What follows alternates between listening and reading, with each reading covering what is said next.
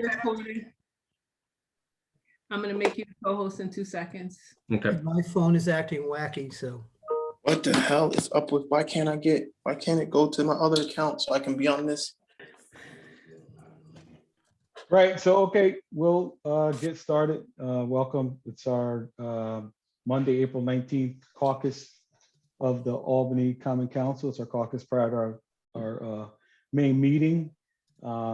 For the record, right now we have council members O'Brien, Love, Conti, Doche, Ballerin, Igo, Farrell, Fahey, Robinson, Anani, Ms. Frederick, Council President Ellis, staff, John Raphael Pichardo, Research Council, Danielle Gillespie, our clerk, Brett Williams, the Corporation Counsel. I think I got everyone. Okay, so just going through the agenda. For approval of minutes, we'll have the April 5th, 2021 minutes for approval of the offering. Okay, going into local laws introduced.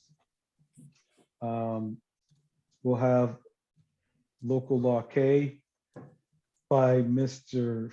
Flynn, going to parks. Mr. Flynn actually won't be with us until the until the meeting starts. He's tied up with a doctor's appointment, so that's local law K. Next on to local laws held. There's Ms. Doche's local law C, which we're slated to be voting on tonight. Can't pass up on this last opportunity to reach out to members and say, hey, like before, I don't think it's ready, or I don't think it's complete. But it's you know, it's not just up to me what happens to it. I wish it was. If it was, I'd hold it up. But you know, it's not for me to do. Any further comment from council members? Because it seems like every meeting that we've had on this topic, I mean, a few members have chimed in, but it's kind of been Ms. Doche and her position and me and mine, and not really getting a whole lot of feedback. Although we did have a couple members the last meeting state that they thought we needed more time and that we should have a further discussion on this. So I just, any comments or questions? Ms. Love? Me, yes. So I want to talk directly to Judy because I am very opposed to, I support banning tear gas. I do. I support it. I got a whiff of that last year and I have not been in the best of health since I got the tear gas last year. My eyes, and I have crystals in my lungs. Now, I do want to ban it, but I'm asking Judy to postpone this for at least 30 days, 40 days, until we can put some teeth in this. We're gonna postpone tear gas, and then what do we have to replace it with? We need a policy and a procedure in order to withdraw something. We're leaving ourselves wide open. What's gonna happen? They don't know. What are they gonna do? Open season with shooting with people in our community? Because this affects the lower wards more than it affects the upper wards. So I wanna ask Judy, what are you planning on replacing this with?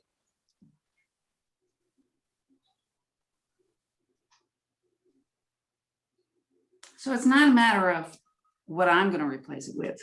It's what the administration should be doing. And as a result of the mayor referring to, in her press release, referring to best practices, I asked Mr. Ellis, since he was a co-signer on that press release, where are these best practices that the mayor has suggested that the U.S. Conference of Mayors and other people.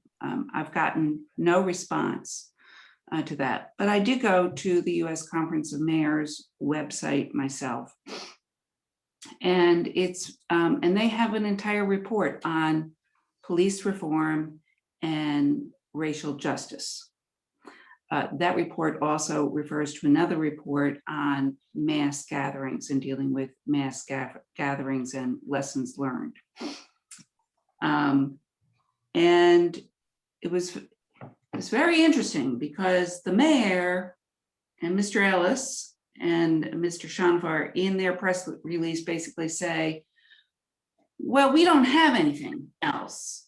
It's either going to be lethal or we do nothing, which is disturbingly disingenuous, a false narrative, and is very concerning. What the U.S. Conference of Mayors report talks about, first and foremost, is that police officers should be well trained and educated about First Amendment freedoms. They should be trained in helping people exert their First Amendment rights, not standing in the way, not getting nervous because people are protesting. This is part of our democracy. They talk about training in de-escalation techniques. They talk about police officers in soft gear getting out in amongst a crowd of people who are protesting and talking to the crowd and developing relations with the crowd. They talk about commanders and police being calling in specially trained police officers and commanders who have been specially trained in crowd control. It's interesting, in their report, they don't mention, in their summary, they don't mention tear gas. What they talk about then in terms of escalating processes is then moving, and hopefully you avoid this, but moving to arrests, moving to documentation of what people are doing that is illegal in the crowd, removing people who are acting inappropriately, who are engaging in criminal activity, removing them from the crowd, and thereby protecting the other protesters. All of that is, we've seen some evidence of that in the city of Albany at times. We haven't, but we don't have the police chief and the mayor talking about those techniques. And this is part of the problem with the whole conversation about police reform. All of what I just talked about is significant police reform that, and a change in an approach and a mindset that we need to see the police do and go through. The legislation requires the police chief to develop a policy with regard to the use of tear gas when it is allowed in the narrow circumstances set forth in this legislation. And that would be an opportune time, and really over the last 9 months would have been an opportune time for the police chief to be focusing on doing something other than using tear gas. So, but Judy, I know, I hear all that, but how come I'm afraid for my community? I'm afraid for the lower wards. I was there last year. I'm still feeling the effects of it. I would love to ban tear gas, but how come we can't go back to the drawing board? We're gonna leave no teeth into this thing. Let's sit down and hold the mayor and the chief to the fire, hand to the fire. I'm afraid for my community. My community is asking me to withdraw this thing until we can sit down, the community and some parts of the community ourselves, and hold the mayor and the chief responsible for what has not been done. Be honest with you, if from talking to my constituents, I cannot support this, and I'm gonna vote present if you don't withdraw it. I just need to not withdraw it, just postpone it. Let's talk about it. All 15 council members, let's talk about it. I think we need to put some teeth to this thing. We're pulling the teeth out and we're not putting nothing back. And you're saying the mayor is supposed to do this and our chief was supposed to do. Let's hold a hand to the fire. As much as I want to support this, my constituents won't allow me. I'm getting phone calls from my own family members who's retired state troopers. Don't leave this thing without no repercussion. We're pulling out something and we're not replacing it with anything. I'm afraid. I'm afraid for my community in the lower wards. That's what I'm afraid for. So I believe, I hear you. I believe that by passing this, we are then forcing the administration to be real about what are the alternatives available. This was put in the Police Collaborative Reform Report that 14 members of this council voted for. The mayor encouraged us to vote to approve it as is. She said in her March letter to us in response to how that resolution criticized certain things, she said that her administration intends to implement everything in the report. I think it's a very dangerous thing for us to now be telling the community we're going to back down. We're going to water down the recommendations, in that report. I think the time is now for real police reform. The other thing I want to comment on is it's been 32 years since they've had to use tear gas. There have been many tension-filled demonstrations in this city in that 32 years.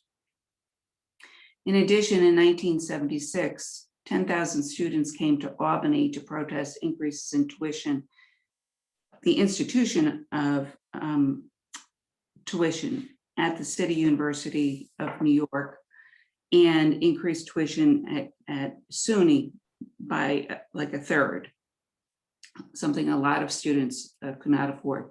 10,000 students came to Albany.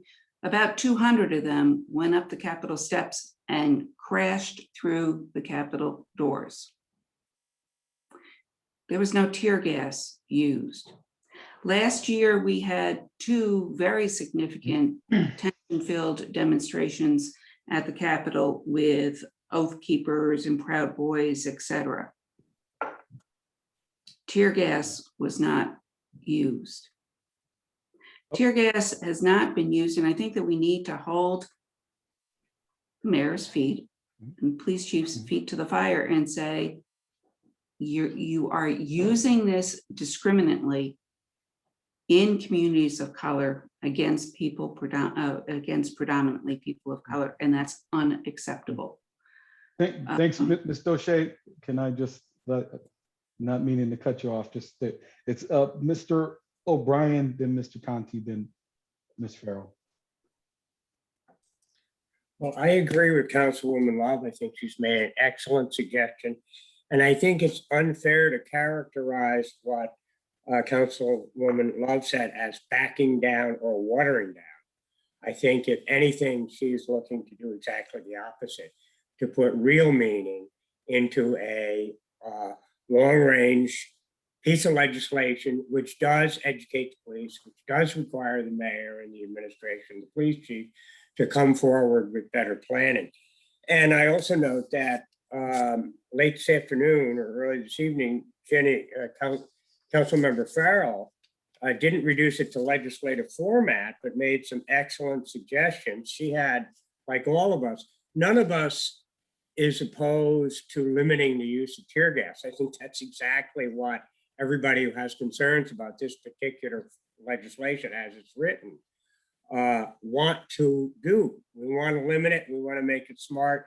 We want to expand the suggestions as the Council of Mayors has said, offered suggestions in terms of soft policing in the midst of dangerous situations. Yeah, all that should be taken into account. And Ginny's suggestion had written into it the fact that any kind of decision to use the non-lethal forms of crowd control, chemical crowd control, would require after action reports, 7-day reports to justify why it was used. You know, that seems to me to be the big problem with the incidents that triggered the writing of this legislation. I don't know if we even know who authorized its use. And I know I wasn't there, but I listened to what Kelly said, and I listened to what other people who were there said, that although there may have been a justification on the first night, that some of the follow-up actions and the follow-up use of it might have not been needed. So I think there's time to take pause. I don't know whether it should go back to the Public Safety Committee or more council, you know, the whole body of the council discussing it, considering it. But I think what Joyce has said is very meritorious. And I think we really are kind of pushing one solution when maybe there's a lot of solutions other than absolute banning. And that's all I have to say for now. Thank you. Mr. Conti. Thanks, Kelly. So I'll always support a member who wants further discussion and needs further discussion. I think out of respect and that being collegial, that's something that we should do. So I support Councilmember Law's desire for further discussion and fleshing out some of the issues, concerns that she has, which I would like to benefit from that discussion as well, have a better understanding of types of de-escalation or alternative methods that we might use. So I'm in support there. And I still, you know, I need to clarify some of these points in terms of the recommendation itself. My understanding is the recommendation that came out of the work group that was charged with this particular issue recommended restrictions on use as opposed to a prohibition. So I understand that there was maybe another work group that didn't have jurisdiction over the issue, was not charged with that issue, that may have made a different recommendation or suggestion, but the recommendation from the work group charged with this issue is at variance with the local law. I'd like to understand more some of the issues of best practices, how other communities have utilized this issue, how we significantly diminish the availability or its option. I am not a proponent of, you know, use of tear gas. I know anytime you talk about these issues, you risk being, you know, kind of like pigeonholed as somewhere where you don't want to be. You know, I think it's important that we have some more deliberative discussion on it. And also, as someone who's worked at the Capitol or, you know, the LB Capitol for like close to 30 years and seen my share of demonstrations down there, I don't think there is anything that is the equivalent of what we may have experienced last year, particularly the first night. There have been mass demonstrations at the Capitol our capital, not the one in Washington. There have been where the tactics have more been civil disobedience in coordination with state police. There has been, I do recall an instance where I think the doors to the second floor of the chamber were smashed.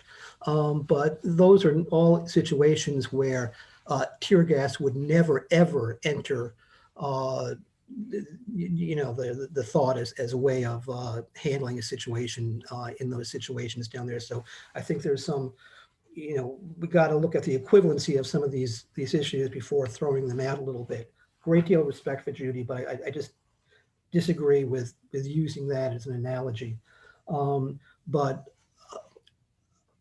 I do think we could stand a little bit more discussion in terms of how we flesh this out. And how we put in place the standards, alternatives, or outline more clearly the standards and alternatives that would be put in place. Should it be an absolute prohibition versus a restriction? I don't know which way we want to go yet, but I would feel comfortable with that happening. Thank you, Mr. Conti. Ms. Farrell? Thank you. I think first and foremost, this is an incredibly important discussion, and especially after the events of last summer and the broader discussion over police conduct and their interaction with our communities. I think Joyce has an absolutely, not just an excellent point, but something that we should always ask ourselves. I think it's one thing to just put out something and say, this is a ban, but I'm not offering any solutions. I don't think that's the right way to legislate. Part of what we do is problem solving. And I think most council members would agree the majority of our work is not actually what people see here, but it's behind closed doors. And I don't mean that in a secretive way. I mean that by reading, I mean that by discussing, I mean that by writing. That it's really the work that goes into it that is so important to what we actually do. And I think one of the issues last year was people, and we had somebody from Del Mar come in and throw Molotov cocktails at our police officers. That's not, I mean, that goes well beyond crowd control. And that's the kind of thing that we're talking about. So when you show up to something with the makings of a Molotov cocktail, you're not planning to do it peacefully. And I promise you, with those 10,000 students, none of them arrived with Molotov cocktail makings. And that's the kind of thing that we have to keep in mind and we have to deal with. So how, because the police by law could have responded with fire in that situation. I'm glad that they didn't. And I'm glad that they had the option of tear gas in that situation. Because there was a lot of people there that were protesting, that were there legitimately, and they did not need to be in that unsafe situation. Could things have been done differently? Absolutely. And Judy, I completely agree. And I think it is an excellent point that there isn't any of those best practices piece. And I would actually say that's a point that you have made, that your legislation still needs work. Your legislation does not include any of these best practice pieces in it. And this is our opportunity to do that. Here we have, I agree, let's hold the administration accountable, but let's actually get some things in it that we want to move forward. And I think that if we do vote on this tonight, what we're actually doing is delaying a common sense solution.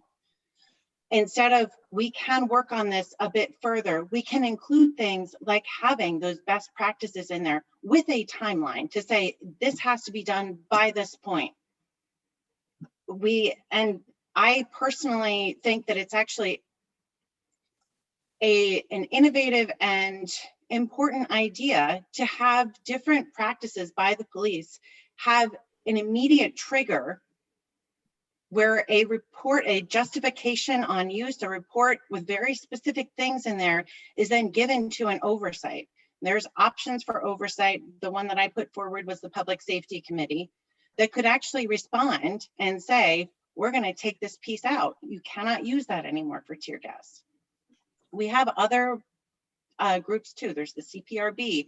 But to actually have that oversight as part of our code, where if the police utilize something, there is an actual oversight. I think that that is actually an innovative and a way for us to start having some oversight with some practices that we're not comfortable with. But I don't have any other solution to a Molotov cocktail. I completely agree with, I hate the idea of tear gas, but I hate the idea of Molotov cocktails too. I would love to live in a world where neither of them exist. And sadly, that is not where we are. And that's not where we were last summer. I hope we don't get there again. That is my dear, dear hope, because for 32 years, we were not there. But it's unsafe. And Joyce is right. It's unsafe for the people that live there. It's unsafe for the police officers. It's unsafe for the people who are there protesting to actually have their voice heard. So I agree with Joyce on this. And I would like to actually have this worked on some more. And I would also point out that this should be a learning moment for all of us. I understand why this was advanced through the committee, but we really need to actually finish legislation fully before it goes through a committee, because this is not a great place for any of us to be in right now. That's all. Thank you, Ms. Farrell. Ms. Fahey, and then Mr. Ballerin. And then we got a. Thank you. I do agree with Joyce, and Joyce, I thank you for your comments.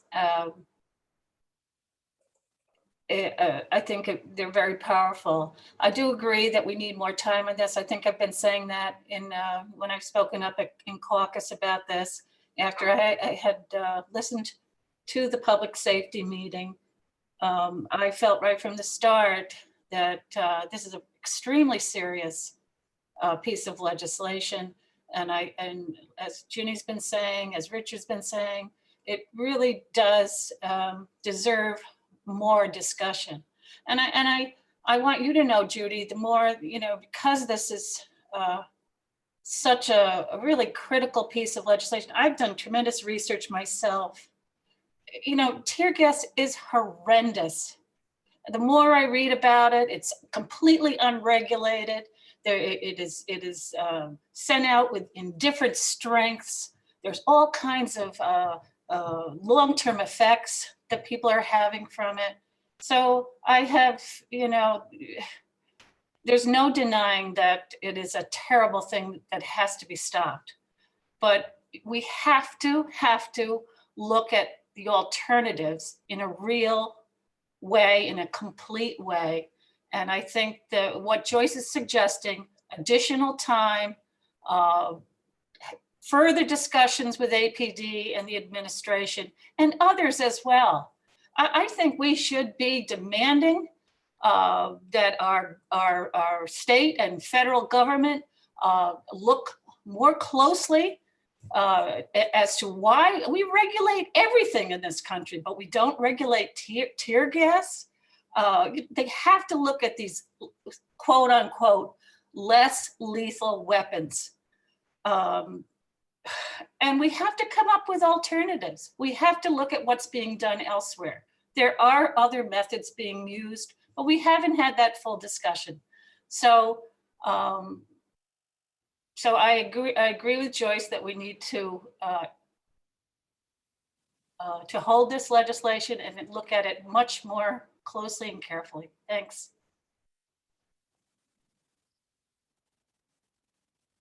Mr. Ballerin, and then we'll get back on track. Thank you, Mr. Kimball. I gotta disagree with you with some of the comments you made earlier. I think I've been engaged with this issue since day one. I think I've been involved in the conversation and haven't been afraid to take the heat. And the heat has come, and it's made me have some very difficult conversations with individuals, some very difficult conversations with some close friends and people I have a lot of respect for over the last few weeks. But it also gave me the opportunity to hear from people that I would have not heard from if I didn't take some of that heat. for being outspoken about certain amendments that I wanted, that I'm glad are, and I still think should be added to the legislation. What I don't want to see happen is that this fails. I don't want to see that happen. But I also don't want to see this pass and be a non-substantive success. Because if it passes, it's already been made public that the mayor's going to veto it. So even if it does pass, it doesn't have any substance behind it. And it stops us from having the conversations and putting proposals on the floor. And Kelly, I didn't agree with all your proposals, but I appreciate the fact that you put something down. And I'm sure you took heat for that as well. But if we do put this back to committee, then I'm gonna ask that we push to have this passed by June 1st or by the 1st of next month. And that may mean having more than one meeting a week. And that will mean having to bring back the police department back into the conversation. I think it's important for us to be clear. What happened Saturday is very different than what happened Monday. And those are two different perspectives that you hear depending on who you speak to. It was wrong for people to try to set police officers on fire. It was wrong for people to hijack a tractor trailer and put it in blaze. It was wrong for people to loot our neighborhoods. But it was also wrong for the command staff to give the order to send tank-like devices down side streets and throw gas, chasing people that had no weapons, that were trying to run away, into neighborhoods with seniors, kids, and infants in cribs that had to breathe that. That was wrong. And we need to fix this. We cannot go to our safe places. We cannot go back to our corners. We need to get in the room and fix this. Listen to the people. Listen to what we need to do. Listen to how we can make this better. Not going to be perfect.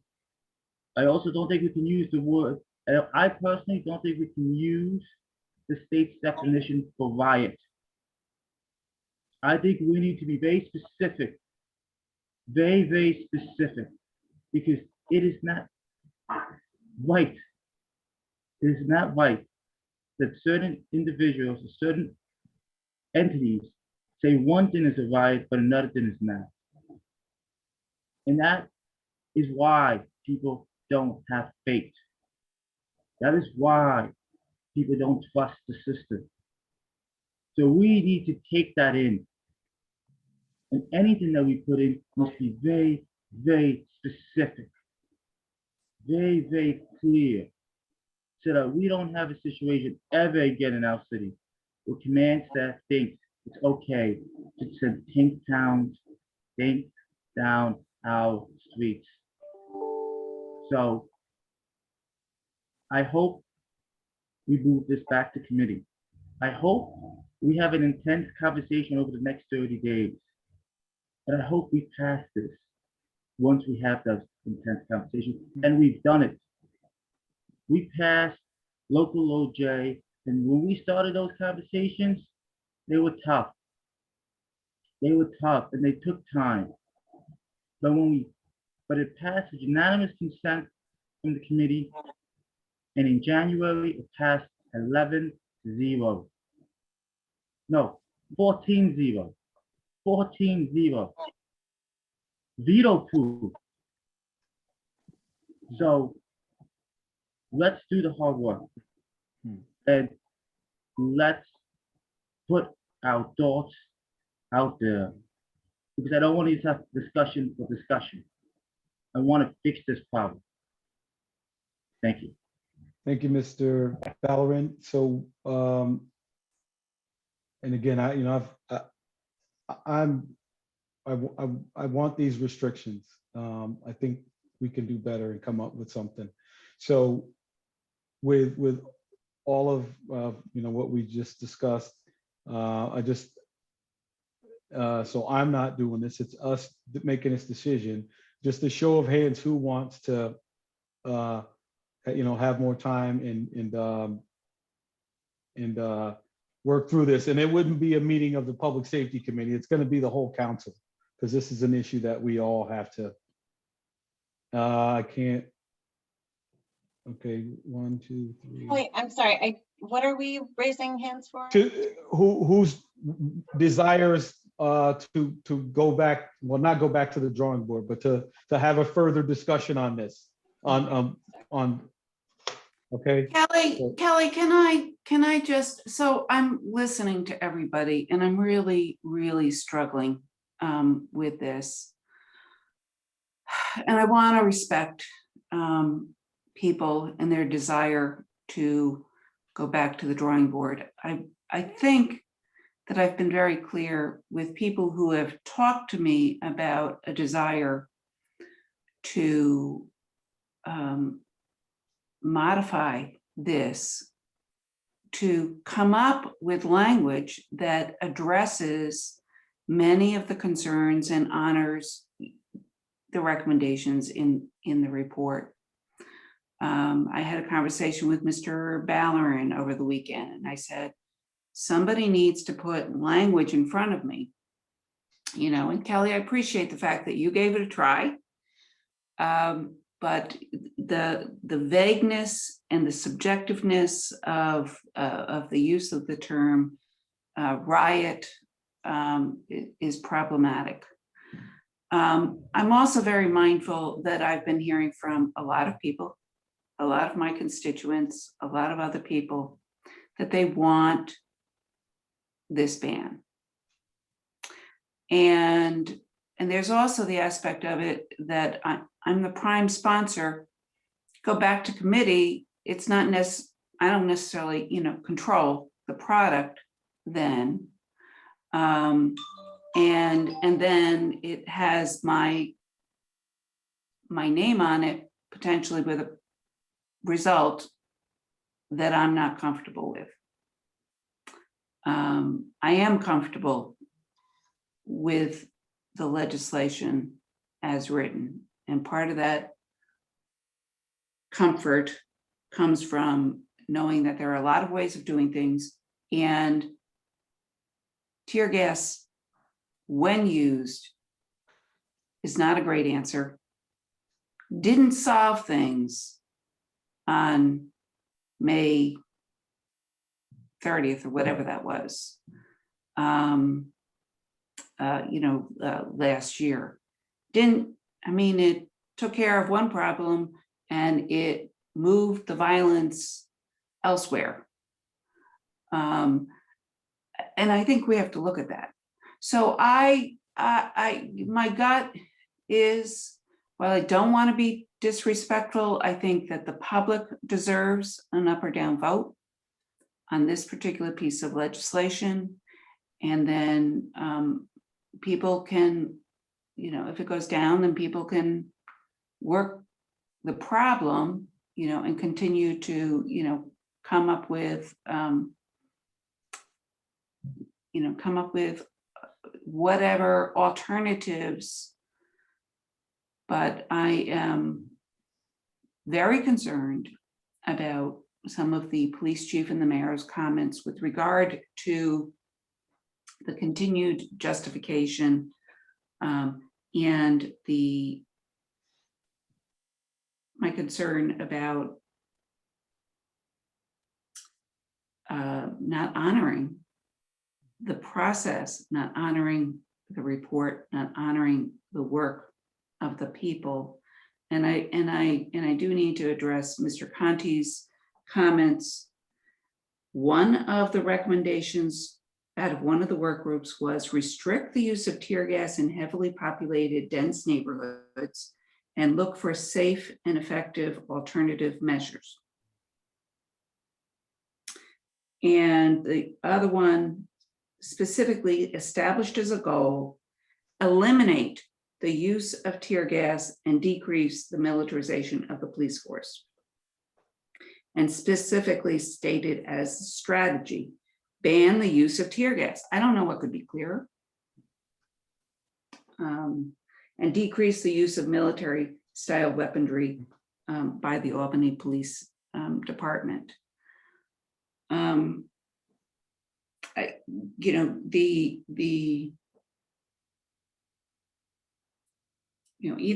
Either we adopted this plan and we were willing to follow the plan, or we should not have adopted the plan. So I feel like while we can have the majority of people say that they want to work on it, I still feel as though the public deserves an up or down vote on this, as is. Okay, and so, Mr. Conti, you, and then we'll move. Yeah, and actually, I thought I heard Kelly say that not going back to committee, but working on it amongst all of us outside of committee, so that therefore you're concerned about it being bottled up to committee, that wouldn't happen. And ultimately, you would have to accept, reject any potential amendments. It's a matter of whether or not, where the majority of the council would be in terms of trying to pass something.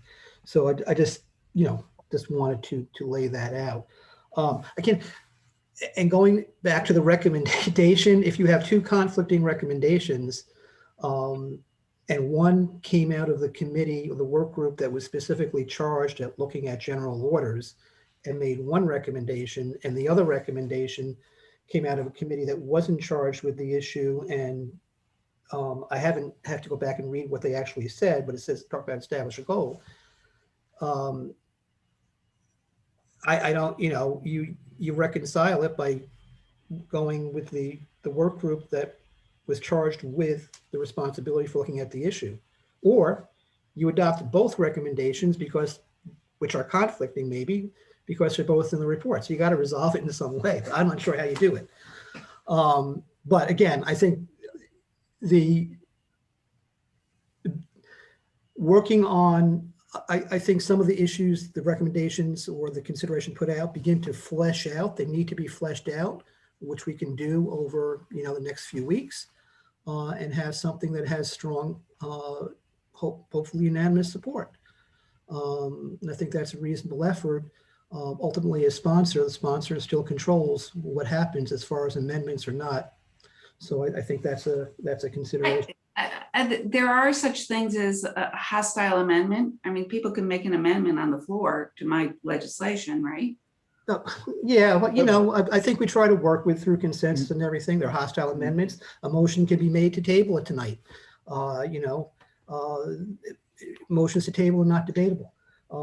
So there's all these types of things, but I think I'd like to get back to the days when there was a little bit more collegiality on the council, which I think all this virtual stuff is kind of help put a damper on. Here, Yeah. here. Right. Can you all still hear me? Okay. So I'm gonna hold this. Again, we're not, expecting Ms. Doche to withdraw. We'd like to work on your legislation and making modifications to that. It's not going to be a meeting of the Public Safety Committee. This issue from the very beginning actually should have entailed conversation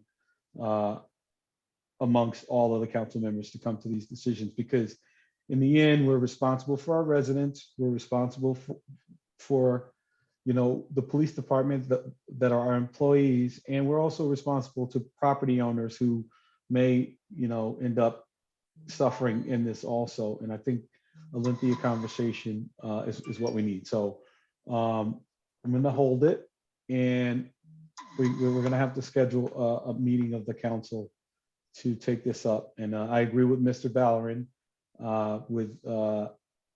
we need to work on this sooner rather than later and not let it sit around and languish. So we have to schedule May I see a show of hands of how many people would agree with the motion to table? Because I think procedurally I would need to put it up for a vote and then. So how many is that? I'm seeing One, 6, two, let's see, 1, 2, 7, 4, 8. 6, Okay, so there's 8. So you know, just for clarification, I could still put it up. I don't think the president pro tem has the authority. Richard, correct me if I'm wrong. I don't think the president pro tem has the I don't, authority. What? Richard? You don't know? Oh, okay. But it's an exercise in futility if I put it up for a vote and then there's a motion to table, which would be in order. And so since there's 8 people who would vote that way, I'm not going to take us through that exercise. I think there are actually 9, but Judy, I really respect everything, you know, you're trying to do. I just think that we can really, well, we've had that discussion. Right. All right, listen, folks, you know, this isn't easy. And, you know, and because of who I live with, I've become a little bit of a more of a history buff, you know, and changes, you know, the tough changes, you know, things like ending slavery, getting people the right to vote, getting women the right to vote. You know, people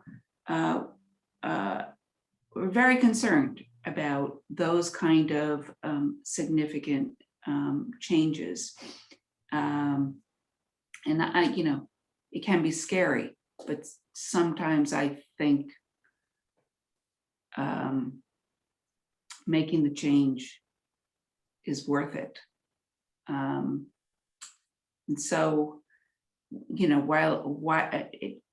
and I respect the debate, you know, I respect all the conversations that I've had with people.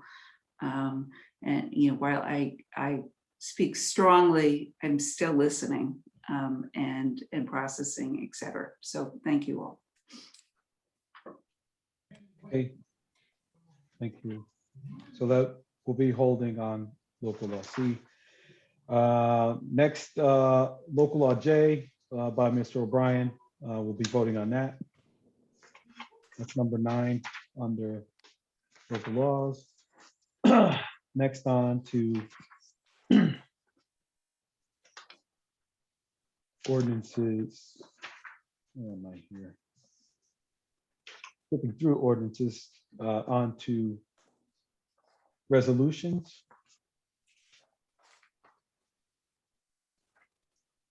These guys are all mixed up. We have 374221 by Mr. Anani for the Verizon right-of-way equipment in the right-of-way. That's Mr. Anani. Will be an intro going to planning. Number 384221 be Ms. Fahey. Is singular wireless installation of equipment in the right-of-way. That'll also be going to planning. Okay. And then for number 39, that's for the wage or the salary by Ms. Farrell. It's 394221R. That'll be a pass. We'll be voting on that. Okay, and then Mr. Robinson's MC, it's 404221R. And we will be, that'll be a pass also. We'll be voting. Second, did you say 40, 42, 41? 40. It's 39 is Ms. Farrell's and 40 is yours. Okay. 40, 42, 21. I have 40, 41, 21R. That was the point of clarification. Yeah, no, it's 2. It's 42. Yeah. Okay. Yeah. Okay. What else with that? On to resolutions held. Number 8 by Ms. Love's resolution 2022-21R It's the housing community CDBG block grant program. That'll be a pass. We'll be voting on that. That went through committee. I'm sorry, that's actually not Ms. Love's. That particular resolution. It's yours. Okay, I flip-flopped them. Okay, this is yours. On behalf of Housing and Community Development, my apologies, it's 2022-21 R. That'll be a pass. And the next number, resolution 32-41-21 R is Ms. Love. Also dealing with affordable home ownership and grants, and maintenance assistance. That will be a pass. We'll be voting on it. And so that brings us to the end of our. But for me, you cut out. So 22-21R, Mr. O'Shea, you're not voting on, right? We are, it's a pass. 2022, Okay, 21 gotcha. are, yeah, they're both passes. They both came out of committee with a positive recommendation. There, anything else you need me to go over? Okay. Okay, so with that being said, I'll turn it over to you, Mr. President, for our regular meeting. Thank you. And we'd like to welcome everyone to our April 19th, 2021 Albany Common Council meeting. Can the clerk please call the roll? Yes, Mr. President, if all members can unmute themselves so that they're able to respond to their names. Anani. Halloran. Yeah. Conti. Here. Doshette. Here. Fahey. Here. Farrell. Here. Flynn. Here. Frederick. Here. Bowie. Here. Igo. Here. Johnson. Kimbrough. Here. Love. Here. O'Brien. Here. Robinson. Here. 14 members present and 1 absent. Thank you. Now, I'd like to put up our flag for the Pledge of Allegiance. And after the Pledge of Allegiance, we'll have a moment of silence.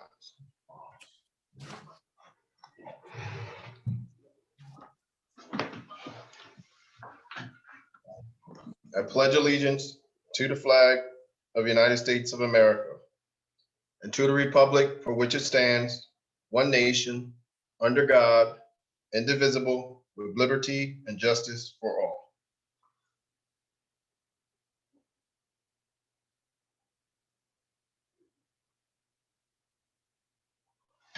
Thank you.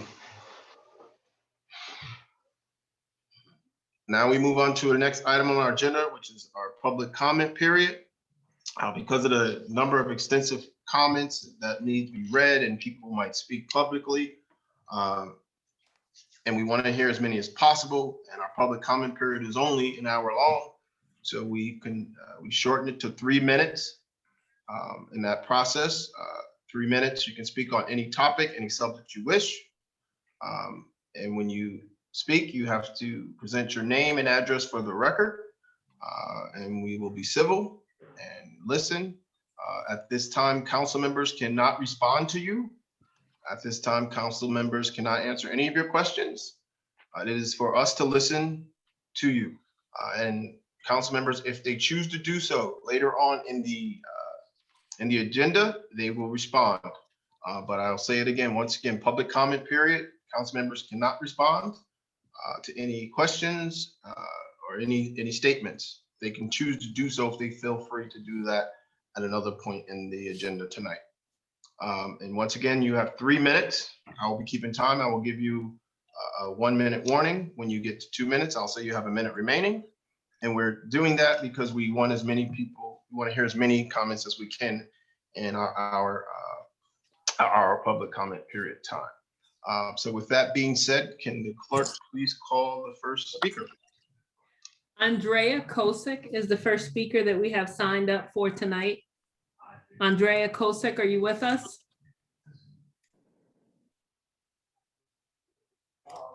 The next speaker is Marco Flagg, and I did see Marco Flagg join us. Yes, hello. Hello, Can Mr. you hear me? Flagg. Go right ahead, sir. All right. Yeah, just want to say, given all that's going on in the country, the fact that y'all aren't coming to a vote, I think is pretty concerning in a way. But I'll continue with my my written speech. So as we've seen in Minnesota, Portland, and here in Albany, the use of tear gas does not stop citizens from protesting. It only causes us to feel pain. The protesters in Portland came back night after night for 5 months, despite the tear gas and rubber bullets fired by police. Do you think the people of Albany are any different? Do you think poisoning the air and burning our lungs will stop us from shouting for justice? Tear gas is a weapon of oppression. It is certainly not a tool for preventing protest. Eradicating systemic racism from policing and government is the only acceptable way to keep us off the streets. Thanks. Thank you, sir. Mr. President, next up we have Claire Murrow.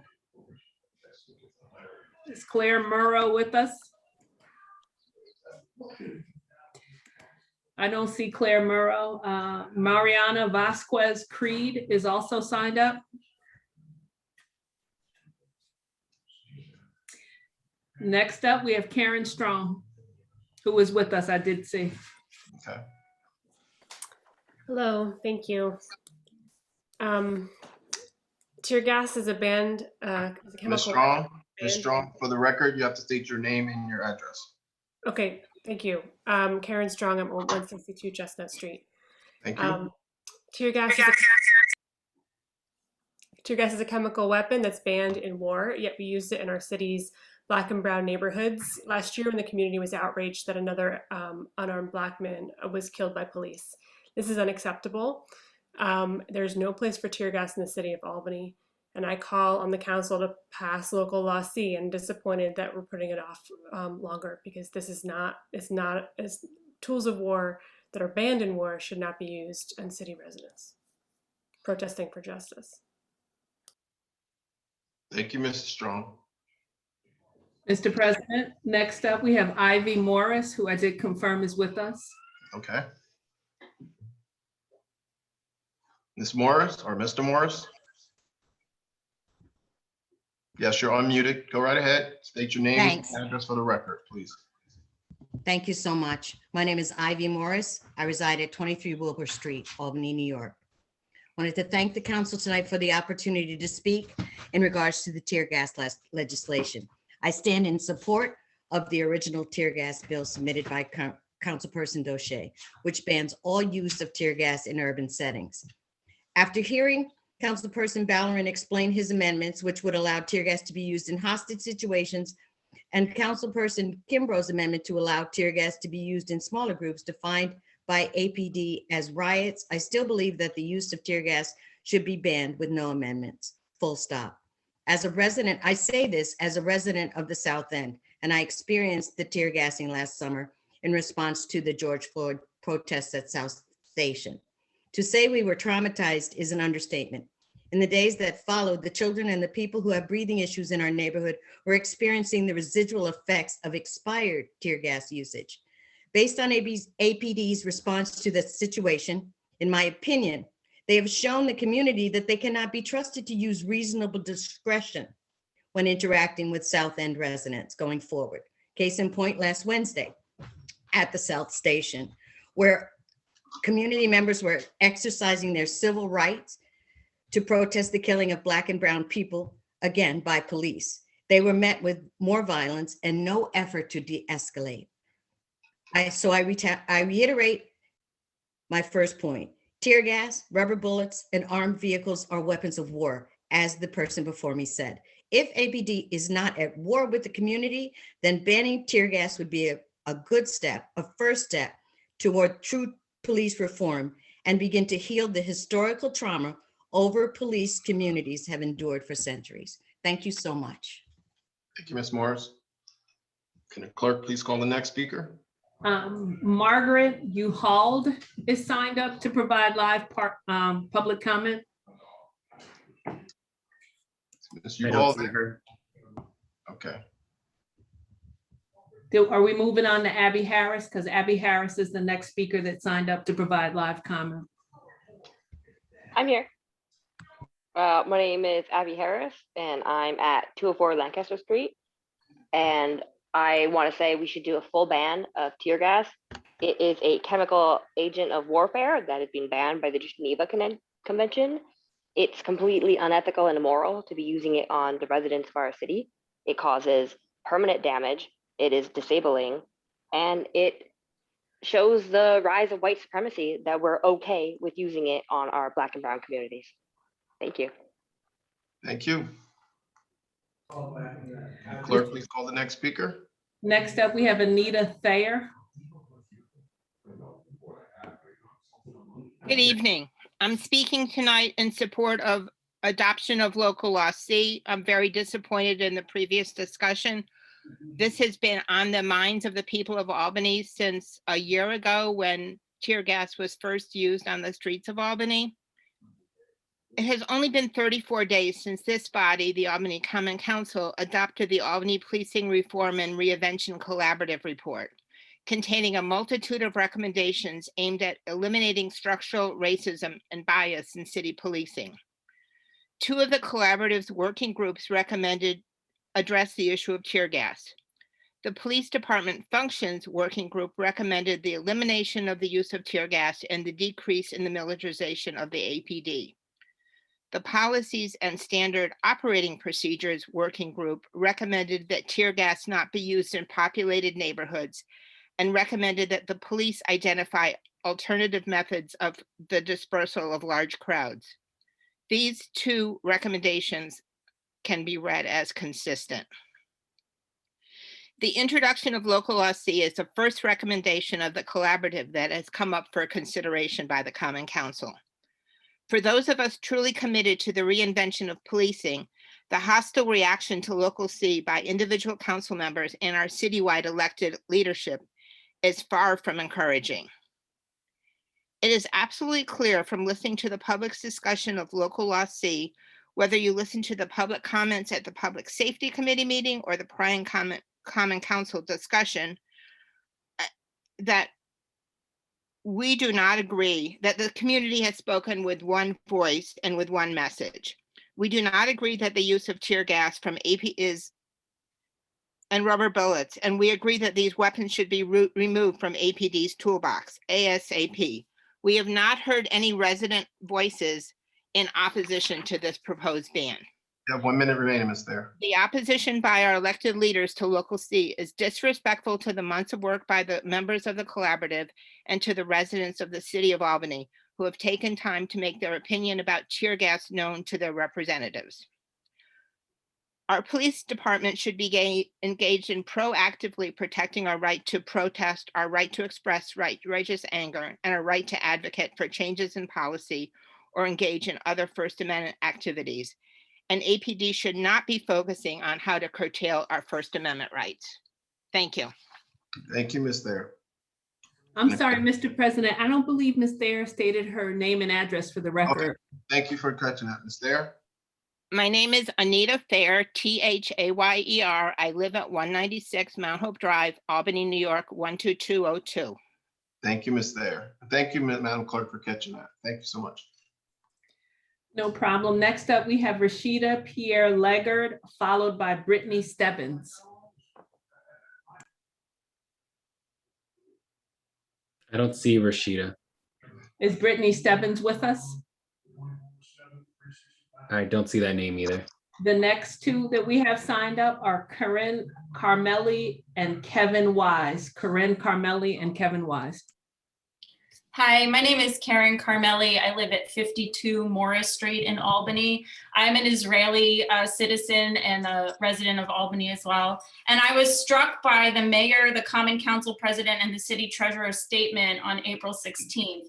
They referred to tear gas as non-lethal force 5 times in the statement. And they also said that they consulted the US Conference of Mayors to find best practices for crowd and riot control, as they called it. I find this remarkable because that is the organization that sent Mayor Kathy Sheehan on an all expenses paid trip to Israel in 2019. As an activist for Palestinian rights, I know firsthand that tear gas and rubber bullets are in fact lethal. Rubber bullets were introduced by the British in the 1970s to be used against the Northern Irish seeking independence. They were deployed against South African protesters in the 1980s, and they are regularly used by Israeli military against Palestinians today. A study by US-based researchers in 2017 found that 3 of every 100 people injured by rubber bullets have died, and 15% were left with permanent disabilities.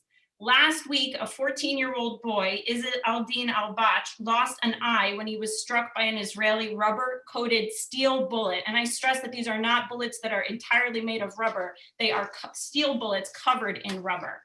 In 2009, Bassem Abu Rahma was killed when an Israeli soldier shot a tear gas canister into his chest. In 2011, a 28-year-old taxi driver was killed when he was shot by a tear gas canister to his face. A 15-year-old boy died in 2018 when he was hit by a tear gas canister in the head, all at protests, and the list goes on and on. So I really do wonder, when they consulted the United States Conference of Mayors, which best practices do we intend to import to the city of Albany to use against people seeking to protest peacefully? Thank you. Thank you. Can the clerk please call the next speaker? Next after is Kevin Weiss. Is Kevin Weiss with us? I do not see him. All right, so Galen Hines, followed by Megan Ovid. Thank you, everyone. I think the question that the city government needs to ask themselves right now is, are we at war with our community? This keeps coming up. Can you please state your address for the record, sir? Yes, President. My address is 24 Rondak Road. Name is Galen Hines. And I want to reiterate that I think the broader question that we should be asking is, are we at war with our community? I think everyone here agrees that the use of tear gas is reprehensible. It attacks innocent people as it drifts through the city. It collectively punishes crowds that are always overwhelmingly peaceful.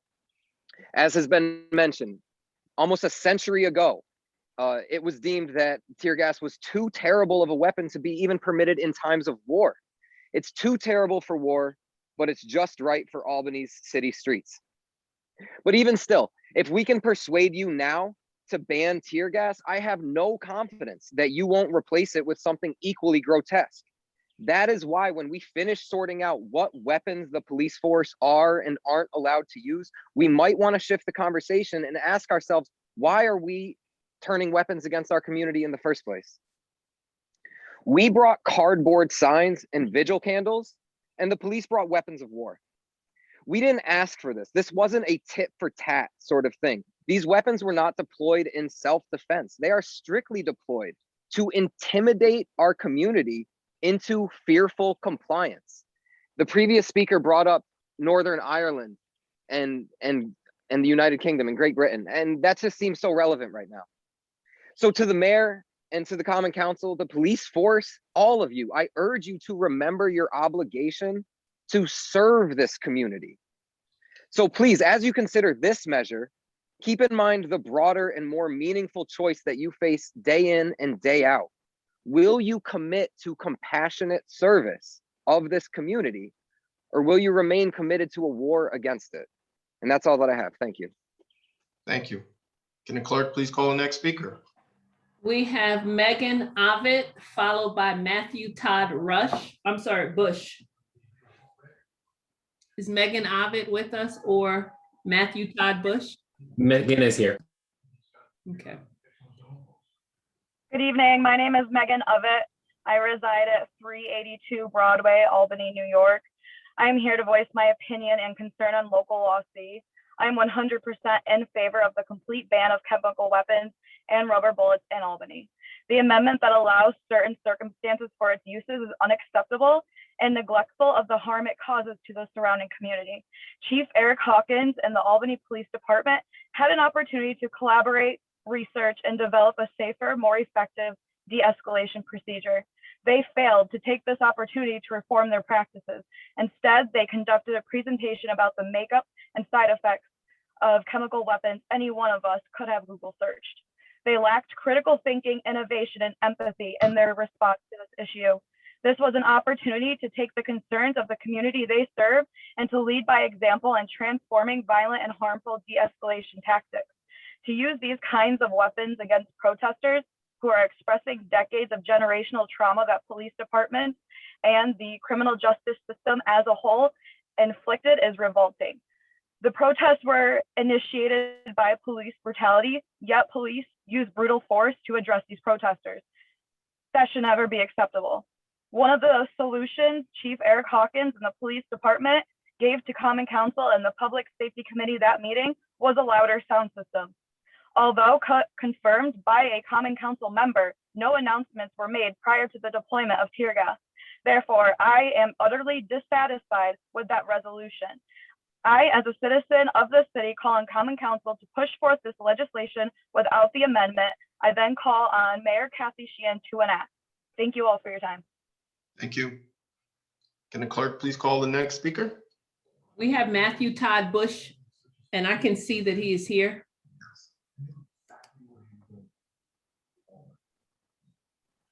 Hello, my name is Matthew Bush. I live at 158 Winthrop Ave in Ward 13. And I would like to speak out against the use of chemical weapons in the city of Albany. I think the police have demonstrated an inability to use it without prejudice. I think that they've used it maliciously and targetedly against people of color and their protests. It was never used against demonstrators, the numerous amounts of demonstrators that clog streets for other purposes. It's never used against the Second Amendment people who march around with guns in the city streets. It's only ever used against people of color. I can't believe that we're only just getting around a year later for when the first incidents last year to banning it. And I think that no amendments, it needs to be banned. We can't control tear gas. It goes everywhere. It goes into people's apartments and buildings. We have lots of old Victorian buildings, and you can't stop that air from going in. And people affected, children are affected. APD has demonstrated an inability to control itself. We need to remove this tool from their arsenal. They are not responsible enough to use it properly. We need to ban this chemical from our city. No amendments, no exceptions, full stop. Thank you. Thank you, Mr. Bush. Can the clerk please call the next speaker? Mr. President, next up we have Jasmine Shea and Tashika Medina. Ms. Shea, are you there? All right, I don't see Tashika Medina either. We also have Marlon Anderson signed up to provide comment. He's not present. Derek Healy is the next person that I have signed up to provide comments. Hello, this is Derek Healy speaking from 412 Broadway. During the 12 years, I'm sorry? Can you please provide your address for the record? 412 Broadway. Would it? I can't hear you. Ward 12 is not an address. 412 Broadway. 412. Okay. Sorry. No problem. During the 12 years I've lived in Albany, I've lived in wards 6, 9, 11, 12, 14, 15, and on the border of wards 2 and 3. I've worked in wards 4, 12, and 15. So you can see I've gotten around quite a bit. But I'm here today because I've also been tear gassed and pepper sprayed while wearing my clergy collar in Ward 2 last year. Tear gas is a chemical weapon. I don't know if all of you have forgotten that. It is mind-boggling that the mayor, common council president, and city treasurer would all find ways to keep tear gas an option when tear gas and other chemical weapons were banned in warfare under the Geneva Protocol of 1925. almost 100 years ago, and we are still missing the lesson. As a nation, we ignored the lesson completely since the US, as the capitalist, imperialist, colonizing police state that it is, made sure to include in the protocol to use riot control agents in cases of controlling rioting prisoners of war in situations where civilian casualties can be avoided. So it's clear that the mayor and others wish to keep kinetic weaponry and chemical weapons an option to control our neighbors, to control us, to control the very people who put them in their places of power, to control the people whose taxes pay their salaries, to control the people who have had enough of police brutality. It's my opinion that at this point, the South Station Police Department should be permanently closed for good and the police fired to never work for taxpayers again. It is also my opinion that the mayor should look for another job. It is 2021. It shouldn't take reverends and community leaders to speak out against the use. Thank you. It is 2021. It shouldn't take reverends and community leaders to speak out against the use of chemical weapons against civilians and children with respiratory health concerns during a respiratory pandemic. It is 2021, and we say no more to police, no more to platitudes and reforms that only serve police and the mayor's best interests. It is 2021, and we say no more to this abuse. It's time to demilitarize, disarm, defund, and dismantle police once and for all. And it starts by taking these chemical weapons off this table. So thank you for your time. Thank you. Can the clerk please call our next speaker? Next up, we have Gabriella Romero.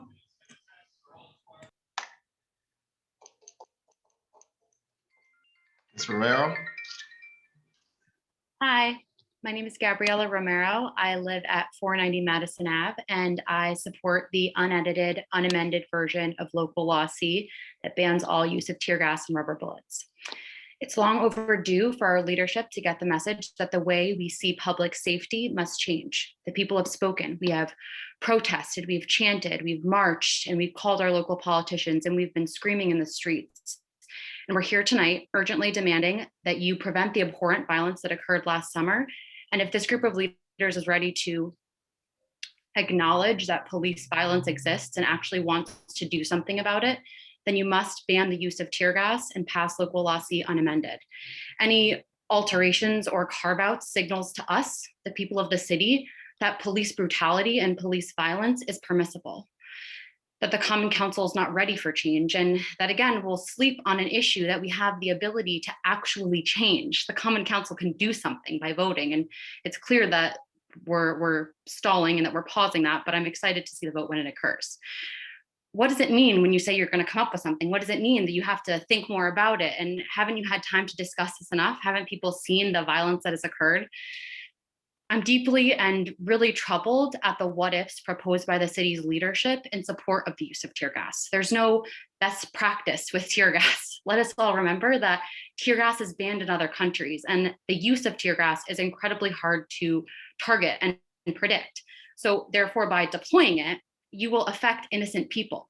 And the effects of this weapon include long-term issues with menstrual cycles, permanent lung scarring, and the effects of this weapon have emotional trauma effect, like an unsuspected, deeply physical effect on your body. And for the physical ramifications alone, this chemical weapon should be banned.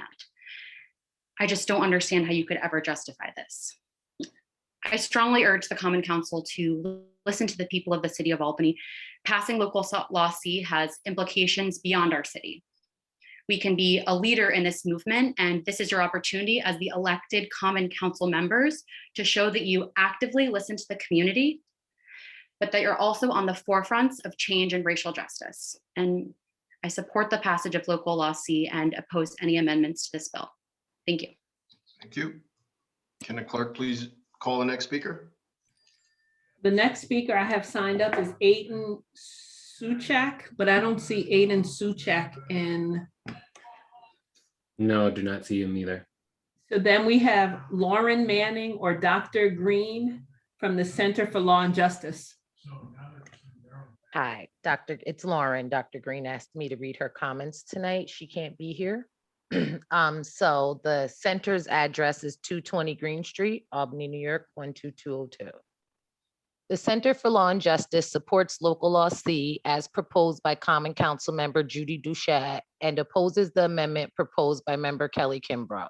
Public Safety Committee members are to be commended for the respectful manner in which they discuss local law C, a ban on the use of tear gas except in hostage situations. Mr. Kimbrough's amendment would allow tear gas if police leadership declares a riot exists. It was clear that all members were deliberating with the same goal in mind, protecting as many people as possible from harm. Those who support Ms. Dochette's version did not disparage the police, and those who support Mr. Kimbrough's version did not demonize protesters. The center came to a final decision after watching Chief Hawkins' Friday evening press conference. The chief defended police actions on Wednesday evening that harmed community members.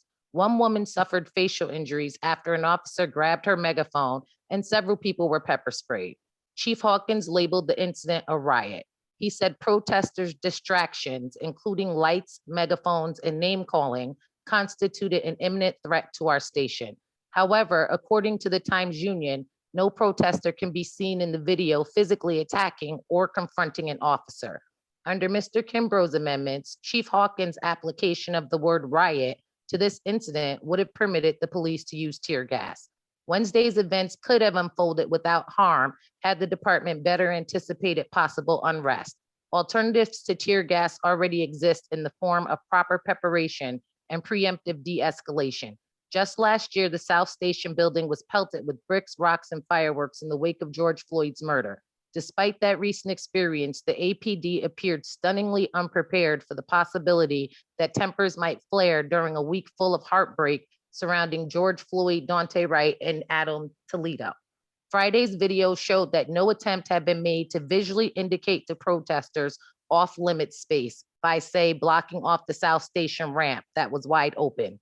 No plan had been made to secure the building, as demonstrated by the almost comical footage of officers trying to lock the door with handcuffs. No one had thought to preemptively de-escalate the situation by having the chief come out on the ramp as the protesters first approached, using his own megaphone to say something like, "All of us are devastated by the death of Daunte Wright. We respect your right to peacefully protest and want to work with you tonight to keep everyone safe. Events of the past week have demonstrated that it's not likely the police will seek out and employ alternatives to tear gas until this weapon is taken away from them. To protect as many as people as possible from harm, the Common Council should pass Ms. Dochette's proposed version of local law C without Kimbrough's amendments." Thank you. Thank you, Ms. Manning. Can the clerk please call the next speaker? Mr. President, Claire Muro had signed up for public comment, and we called her name earlier. I believe she's in the meeting now. I am in the meeting. I did not prepare a statement. I just wanted to attend. I do support passing the unamended law. I do not have prepared comments. I've appreciated listening to all of my neighbors and community members speak, though. Okay, thank you. Yep. Mr. President? Yep. Yeah, can I make the motion to extend public comment? Yeah, a little early, yes. Is there a second? All those in favor? Aye. Motion extended, 30 more minutes. Can you call the next speaker? Mark Mishler, followed by Dan Asylum. I don't see Mr. Mishler in here. I believe Dan Asylum is here. He is. Yes, I'm here. My name is Dan Asylum. I live on Elm Street in the Mansion neighborhood. And I know nobody seems to have brought it up so far that in the 32 years that the police have had the tear gas as a weapon, not a tool, as a weapon, they have only used it last year. Even though there has been another riot. If you remember the Kegs and Eggs riot in the Pine Hills neighborhood, where college kids overturned cars, destroyed property, and threw things at police officers and fist fought each other in the streets. Tear gas was not used. Instead, tear gas was used in neighborhoods that are majority Black and brown, people of color, and it was used recklessly. It went into the homes of my neighbors and my family members who are still suffering from the effects of the tear gas. And the police reaction to it, the day after we told the police that it went into people's homes, they didn't care. They didn't care. And when they did their PowerPoint presentation for the Common Council, all they learned was that they needed louder speakers and to use social media to get out their message about how to decontaminate. They didn't learn to not use it against the community. You didn't just harm a handful of people in the street doing things that they shouldn't be. You harmed the entire community. Thousands of people tear gassed in their own homes. That's not right. That's all I have to say. Thank you, sir. Can the clerk please call the next speaker? Dora Fisher. Hi, everyone. My name is Dora Fisher. I live at 91 Dove Street. I am commenting today as a citizen, taxpayer, homeowner, and parent. I am the parent of a 6-year-old boy, a 6-year-old Black boy, who said to me the other day when we were walking to the Stop Asian Hate rally, he looked at me and he said, "Mom, I'm so excited to go and stand up for our neighbors, but I'm afraid that the police are going to use that stuff that hurts your eyes."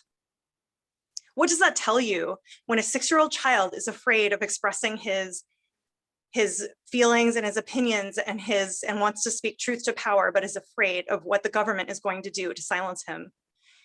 I am speaking today in support of a full ban of tear gas in the city of Albany. I do not support chemical weapons used against our own citizens. Thank you.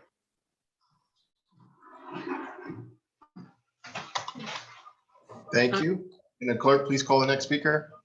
Bowen Suchak or Sukak. Good evening. My name is Bowen Suchak, and I am a resident of 17 Wilbur Street. I just want to say that I'm in full favor of the passage of local law C to ban tear gas and rubber bullets by usage by Albany Police Department. It's clear from the nearly 60+ written comments, and I think at this point over 1,000 comments on the Facebook Live, the almost 200 people in attendance who are overwhelmingly in favor of the passage of this law, that the ban on tear gas and rubber bullets is overwhelmingly what the city of Albany and its residents want. The system of policing in America is racist. We know that. And if you don't know that, or you don't admit that, you're in complete denial of what you see in front of your eyes every single day in this country. Just since the beginning of the Derek Chauvin trial, at least 64 people have been shot and killed by law enforcement nationwide. Black and Latino people represent 50% of those deaths. As of Saturday, the average was 3 killings a day by police officers of citizens in this country. It's a broken system, but furthermore, it's a system that was designed to harm Black people from the beginning. And it has to be defunded, dismantled, and eventually abolished. This is about accountability. There has been no justice for Dante Ivey, tased to death in 2015 after being racially profiled for going to the corner store. There's been no justice for Elazar Williams, shot in the back and paralyzed in 2018 by Albany police.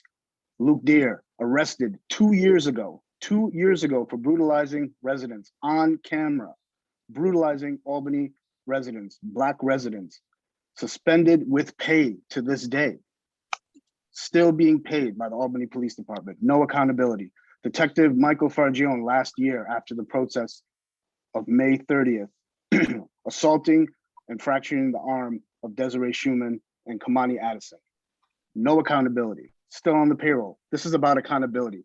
The city council is supposed to represent the people and enact legislation that the people want, which holds police officers accountable. We are starting to see some small changes start to happen in the city of Albany, but as last week showed again, Albany Police Department seems to be above accountability, and the mayor seems to stand with them in not being accountable. We have to take a different approach. This is not working. We need to reduce the harm caused by police. We need to demilitarize the police. We need to defund the police. This is a start. And so what's clear tonight is that you guys, I understand that you might be scared, you might be intimidated by the police department, by the police union chief, but if you vote against this and you go against the will of the people, it's an election year, and you know that, and people are organizing in this city. Right now, people are in front of the South Station as we speak, trying to hold accountable a police officer who should be fired for his aggressive behavior, for assaulting a protester and pepper spraying them. So I'm in favor 100% of the ban of tear gas and rubber bullets. And I think I stand with thousands and thousands of city residents. So your call, city council, but know it's an election year and know that people are watching. Thank you very much. Thank you. Can a clerk please call the next speaker? Nesta Littlejohn. Hi, I'm Nessa Littlejohn. I'm at 7 Elm Street. I prepared a longer statement, but now that the local law C has been tabled, I should just talk about the main points here. Of course, I'm in full support of passing local law C unamended, and it needs to be recognized that this vote was supposed to take place on the same day as the closing arguments in the George Floyd, the trial of Derek Chauvin. And since the murder of George Floyd, the city has spent months and months thinking about and meeting and strategizing on how to reform the police department and the Policing Reform and Reinvention Collaborative. And one of the working groups has been said already, recommended the quote, eliminate the use of tear gas. The entire process here in crafting this legislation and supposed to be voting on has shown that a lot of members of the council talk a lot about systemic change and fighting systemic racism, but when they have the chance to take action, they refuse to do so. And this especially relates to the recent statement issued by the mayor, the treasurer, and the president of this body in support of Councilman Kimbrough's amendments to this legislation, which tried to equate January 6th, the insurrection in DC, with what happened at the South Station, which was a police officer assaulting and pepper spraying protesters to a white supremacist rally that invaded the US Capitol. And that ignores the fact that the only 2 times tear gas has been used in Albany was last year in communities of color. And to equate those 2 events is propaganda and fear mongering on the part of the mayor, President Ellis, and the treasurer. The second thing in the statement that is blatantly false is arguing that no city has gone as far as Albany and the proposed legislation to ban tear gas, when in fact multiple states and many cities across the country, including Philadelphia, Charlotte, North Carolina, and Portland, Oregon, have passed full bans of tear gas with the mayor signing on to that. In Philadelphia, they had an open process. 1 minute remaining, sir. Ended up with the full ban of tear gas by including expert testimony and public testimony with physicians and other members of the community describing the health effects of tear gas, and the American Thoracic Society recommending a moratorium on tear gas due to the COVID-19 pandemic. So just the final point is that the ban of tear gas needs to be passed unamended, because whether it's used on a peaceful protest or riot, the result is the same. People in their homes, protesters who showed up to peacefully protest, they're going to feel the effects of tear gas, whether it's a riot or a protest. And this is a weapon of war that's banned by the international community. So just to the Albany residents, especially young people, like Bowen was saying, that it is election year. We can also wait 4 more years, but people should be paying attention of who's supporting these amendments, so young people can run for office and recreate the council. Thanks. Can the clerk please call the next speaker? Michelle Miller. Thank you. I am here. My name is Chell Miller, and I am sharing a statement on behalf of the New York State Coalition Against Sexual Assault. We're located at 28 Essex Street in Albany on occupied and unceded Mohican territory. The New York State Coalition Against Sexual Assault is committed to ending not only sexual violence, but also oppression in all of its forms, including racist and state-sanctioned violence. First, it was brought to our attention that at approximately 4 p.m. today, the Albany Common Council posted 54 images to their Facebook page. These images were screenshots of comments submitted to the council in advance of this meeting.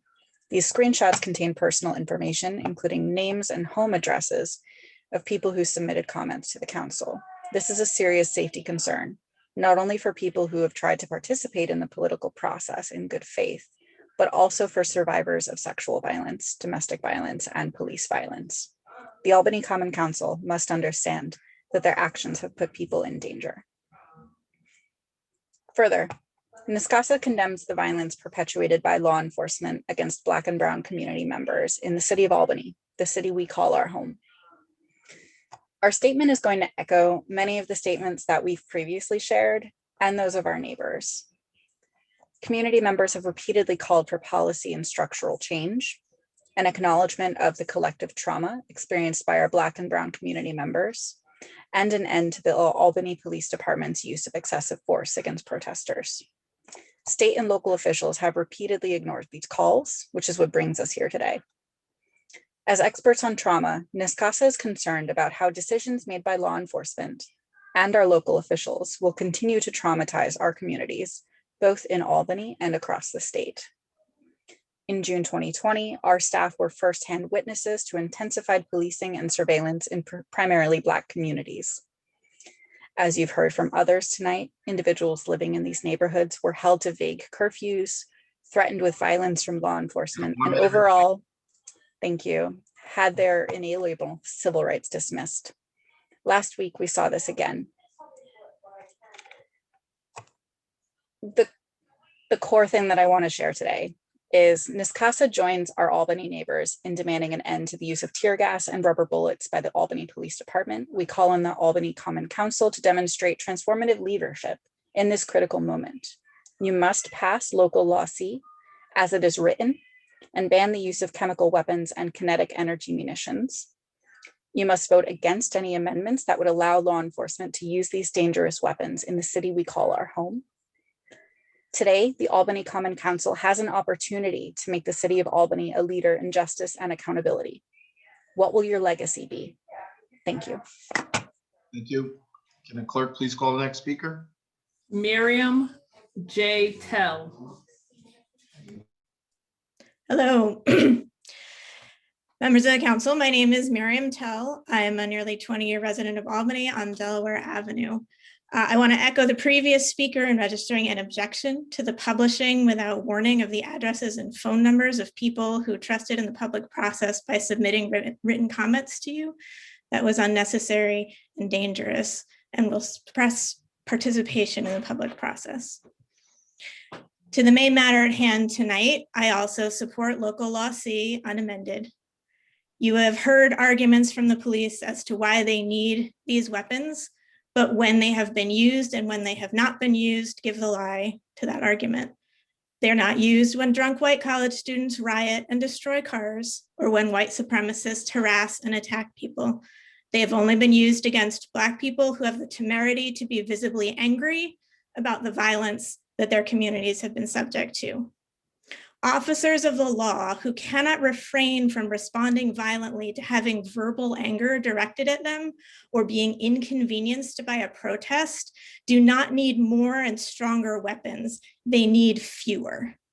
Leaders of institutions that are supposed to protect and serve the people, who cannot imagine any tactics other than do nothing, deploy chemical weapons, or use lethal force in response to inanimate objects being the focus of justified ire, do not need to be allowed chemical weapons.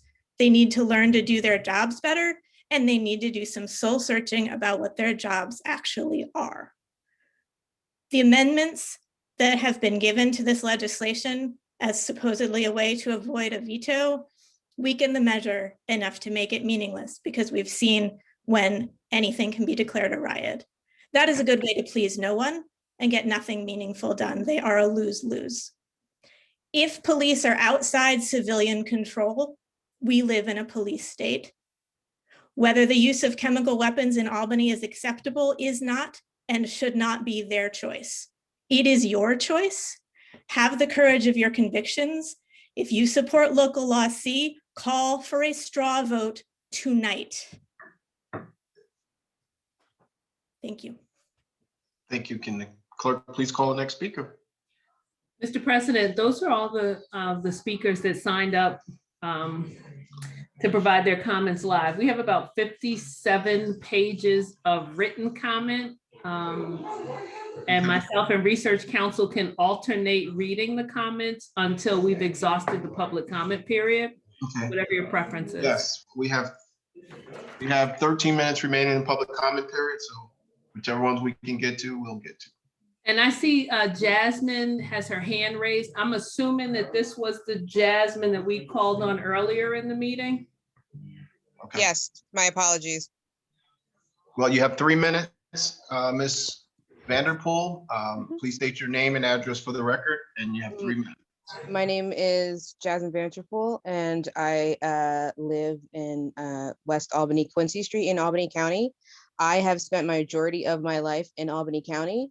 I have worked in many different areas in Albany County, whether it be from working in bars, whether it be working at live concert events, being in part of the Pride Parade. I have been part of protests, so I have seen the Albany police at their best and at their worst. And I remember things. I remember being down at when Live at 5 would be covered, the whole street, Pearl Street would be covered, and seeing rich, privileged white kids fist fighting cops and not a pepper spray ever being pulled out. I've seen it happen on Lark Street during Tulip Fest. I've seen it happen even on Lark Fest. But for you guys to put out pepper spray during a peaceful protest baffles one's mind. It actually doesn't even baffle my mind anymore, because I have seen and witnessed, and a lot of us all know that there's still white supremacy rooted in the police, not just in Albany County, but in the police in general. And you see that in the actions of how they take it and how they use forcefulness against people of color. These police officers don't even live in Albany County. Why isn't that? Why are we giving them chemical weapons when we clearly know that they can't control their anger? We've seen police officers bounce back and forth between Colony and Niskayuna, all just to circle around, but you won't fire nobody when clearly they have an anger issue. You have to ban this. You are putting civilian lives in danger who are just sitting there watching other people express their First Amendment rights. But you're angry about it, so you can use chemical weapons just because you have it? No. When we say defund the police, we mean it. We shouldn't see armored tanks or whatever you want to call it rolling down Henry Johnson when there's still boards and X's on Henry Johnson. Put that money that you spend on your chemical weapons into the county that you're supposed to be protecting. 1 minute remaining. It's tiring. It's exhausting. I love Albany with my heart and soul. I'm not giving up on it. But for you guys not to understand the white supremacy that's still deep-rooted in this area needs to be dismantled. And I will talk to Kathy Sheehan about her insurrection comments, because that is a whole other situation. I'll probably run into her in Target, and that's fine. But for what now is going on right now, you all need to realize that, like, this isn't a joke anymore. Black lives, brown lives, LGBTQ lives, even what we're going on with Chelsea, said sexual assault survivors are in danger. I carry pepper spray because I'm a rape survivor, and I don't get to use it on cops when they push me around or pull me over, ask me questions. I haven't even thought about it, because I know if I did, I'd be dead. But I've seen white kids do it. and they still allowed to talk about it. I yield my time. Thank you. Mr. President, we have Rashida Pierre Legard, who we called earlier, wasn't present, but is here now to deliver comments. What's her last name? Ms. Redcard? Lagarde. Lagarde? Are you there, ma'am? Yes, I am. Okay. Please state your name and address for the record. And you have 3 minutes to speak on any topic you like. Okay, my name is Kaylana Rashida Pierre Lagarde, and I live right now I live on Orange Street in Albany, New York. I just wanted to talk about my own personal things that happened last May and last June in regards to the lethal forces of the police using tear gas and pepper spray on my block on Orange Street.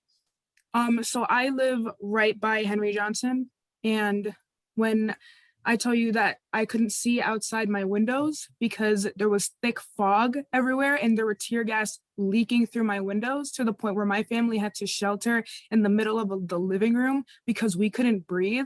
When my aunt, who has asthma, was coming downstairs, running downstairs, we couldn't have access to call the police or call any support for her because there was tear gas literally leaking through our windows.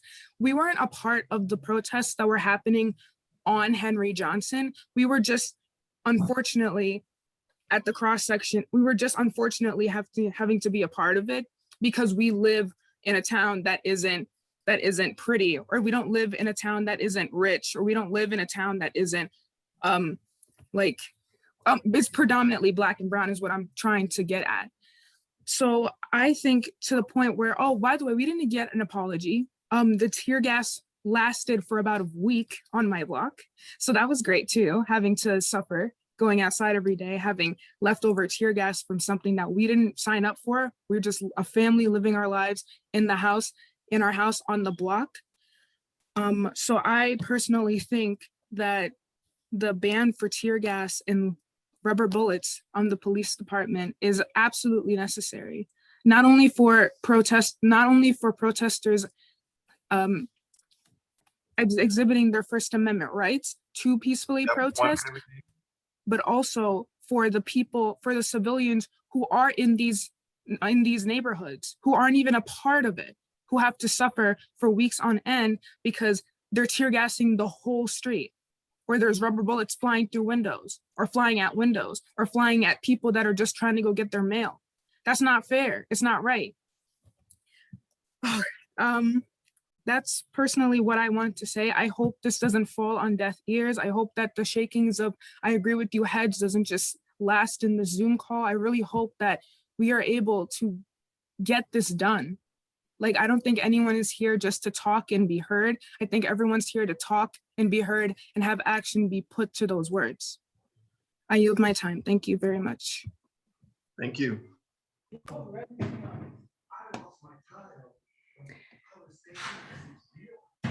We have 5 more minutes, so if you want to read 2 public comments, if Perfect. The first comment is from Catherine Mules of 335 South Main Avenue, and her comment reads as follows. Tear gas is a chemical weapon designed to attack a victim's lungs. This weapon should not be used against the people, let alone by our own public servants. Use of chemical weapons on the battlefield is considered a war crime. How is this still up for debate? June last year, there were Albany residents who had to temporarily evacuate their own homes. Their crime? They lived in an apartment downwind from where Albany police officers had deployed tear gas. It wasn't even deployed in accordance with Albany Police's own rules. What is to guarantee that those rules won't be ignored again in the future? Medical research has found that tear gas leads to miscarriages, birth defects, long-term hormonal dysregulation. These debilitating after effects are not being factored into its indiscriminate use on our streets. Its deployment has been reckless. It inflicts potentially lifelong damage to the body, and it is being used against the people by those who are supposed to serve our public trust. Its use must not continue. The next comment is provided by Betsy Mercogliano, 3 Wilbur Street, Albany, New York, 12202. I am writing out of deep frustration in an attempt to start more conversation between the city and our neighborhood. I am a member of the Mansion neighborhood and lived here for almost 50 years. I care deeply about our parks, especially right now, the Phillip Street Playground and Lincoln Park as a whole. I am involved deeply with Lincoln Park Alliance, LPA. I want to call to your attention a very frustrating problem we are having in working in the renovations to both the Phillip Street Playground and Lincoln Park. A deep lack of community engagement on the part of the rec department and other department heads. We keep getting told how the redesign of this thing is going to be. We were told that the redesign for the playground has been in the making for 2 years, yet members of the neighborhood have been asking for 2 years what the plans are and have received nothing in all caps until a representative from the company who sells the equipment, hardly an unbiased representative of the city, told us what the design for the playground would be. And trying to get the rec department to work with us to include neighborhood desires and input has been an uphill battle, to put it mildly. As a neighborhood, we quickly created a survey of approximately 60 neighbors, created an alternate plan, sent it to the rec department, and have heard nothing except that they are going to have the playground equipment company contact us. Where is the rec department in terms of communication with neighborhoods? Same thing with Lincoln Park. Twice this week, we have been told plans that we were never informed of and never had our input solicited for, dumping 5 feet of dirt into the Lincoln Park Bowl when construction happens on the Beaver Creek water treatment, ostensibly to improve drainage. Immediate questions: has the soil been tested for contaminants? It is all clay, which is likely, which as a gardener, I know will improve drainage, which will make the bowl unusable for at least 2 years. The impact of having the park bowl unusable affects so many groups, teams. Have the folks been included in the discussion? I know we were not. And were alternatives to using the bowl for 2 years as a construction staging area even considered, and with whom? And then random destruction of almost every tree. Thanks to 2 neighbors, 2 trees were saved on the east end of Lincoln Park, where a basketball court complex is to be built.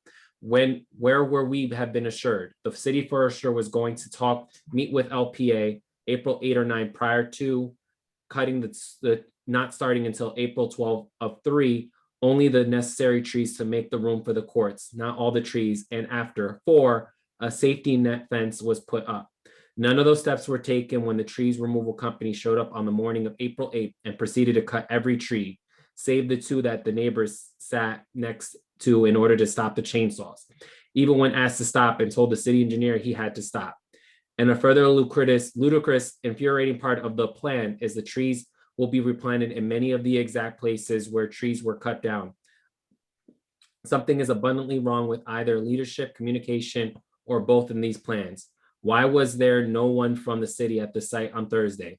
Why is it so hard to insist on plans impacting neighborhoods need to include the neighbors before the plan are made? The mayor is working very hard to build a culture of inclusion and equity in her administration, yet a lot of players don't seem to have gotten the message. These events are generating a lot of bad feelings and distrust. I have heard, here we go again, dump on the poorest neighborhoods once again, way too many times in the last weeks.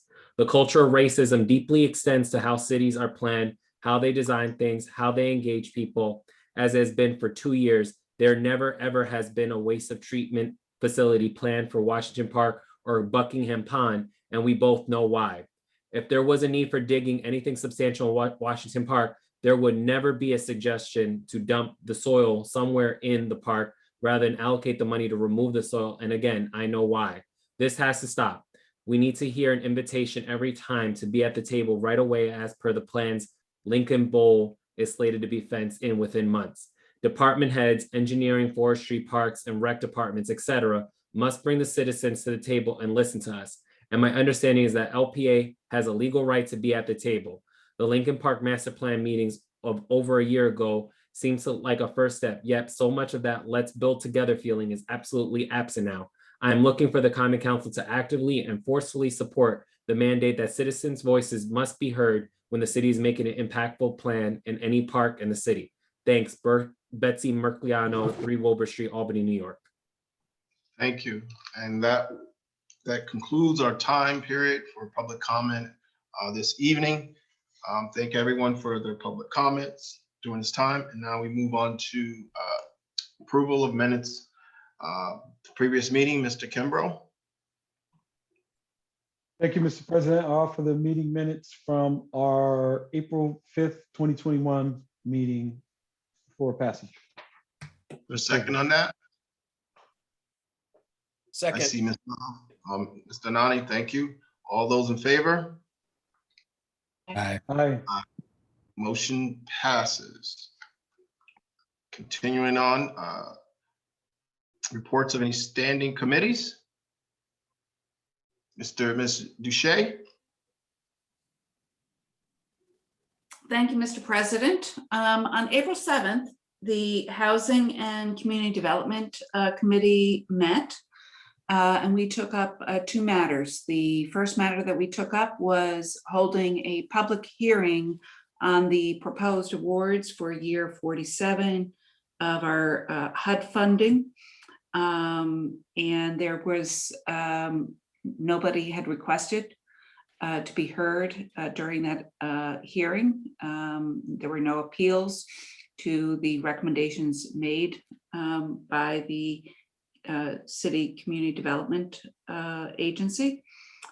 So we closed the hearing and we took up resolution 20.22.21R, which we will be acting on tonight. That was voted out of committee with a positive recommendation, and it authorizes the mayor to execute documents for our the funding that has been designated for year 47.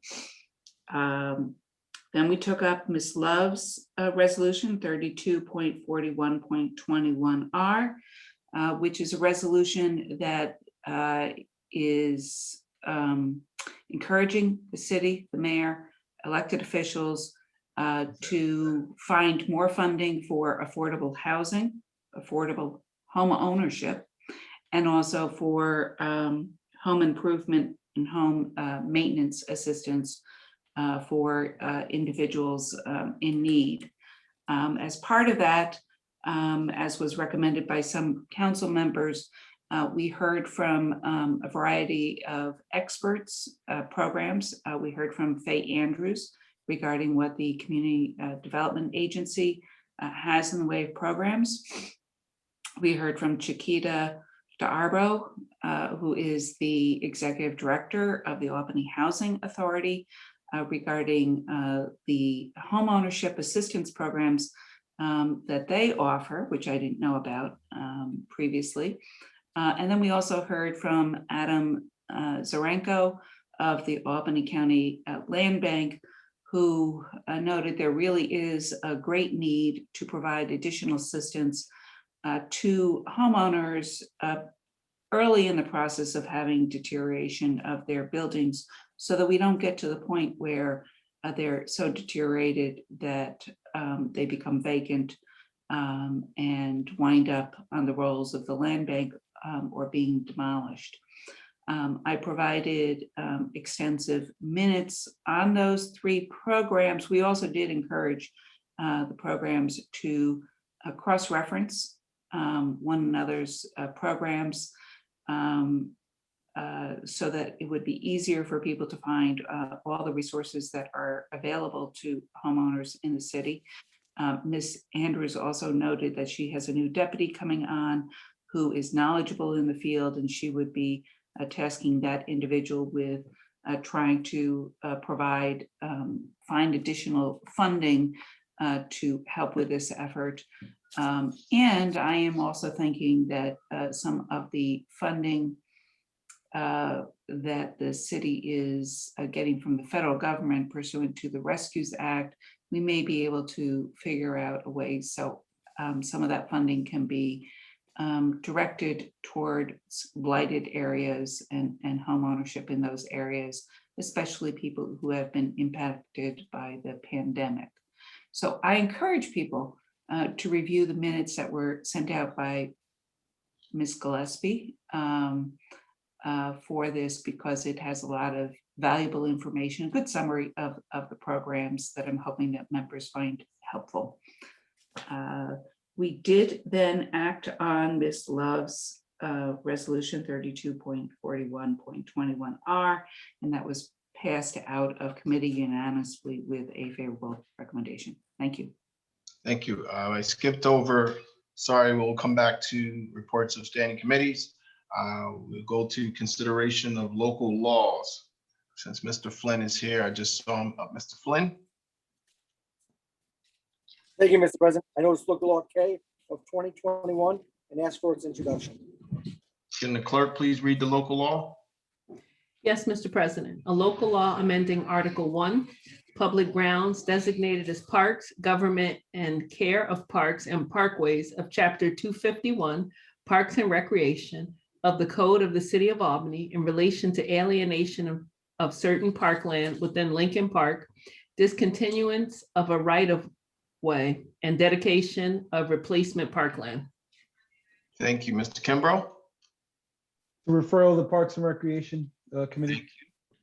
Continue on. Mr. President, I'm sorry to interrupt. We also have a communication from the mayor's office for consideration. For right underneath local laws in our agenda, it says communication from mayor, department heads, and other city officials. It's a statement from the mayor's office. Would you like me to read it into the record? Local law K. It's regarding local law C. Well, since we're not addressing that in this agenda, I mean, we can wait, we can hold off on that. Absolutely. Mr. O'Brien? Continuing consideration of local laws, Mr. O'Brien? I noticed local law J and I ask for its passage. Thank you. Can the clerk please read the local law?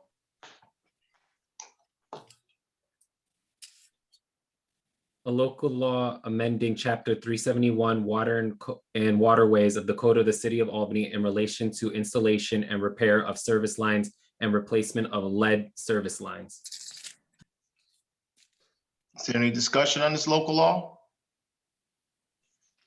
Seeing none, can the clerk please call the roll? Absolutely. If all members can unmute themselves. Anani, Yes. Ballerin, Yeah. Conti, Yes. Doshette, Yes. Fahey, Yes.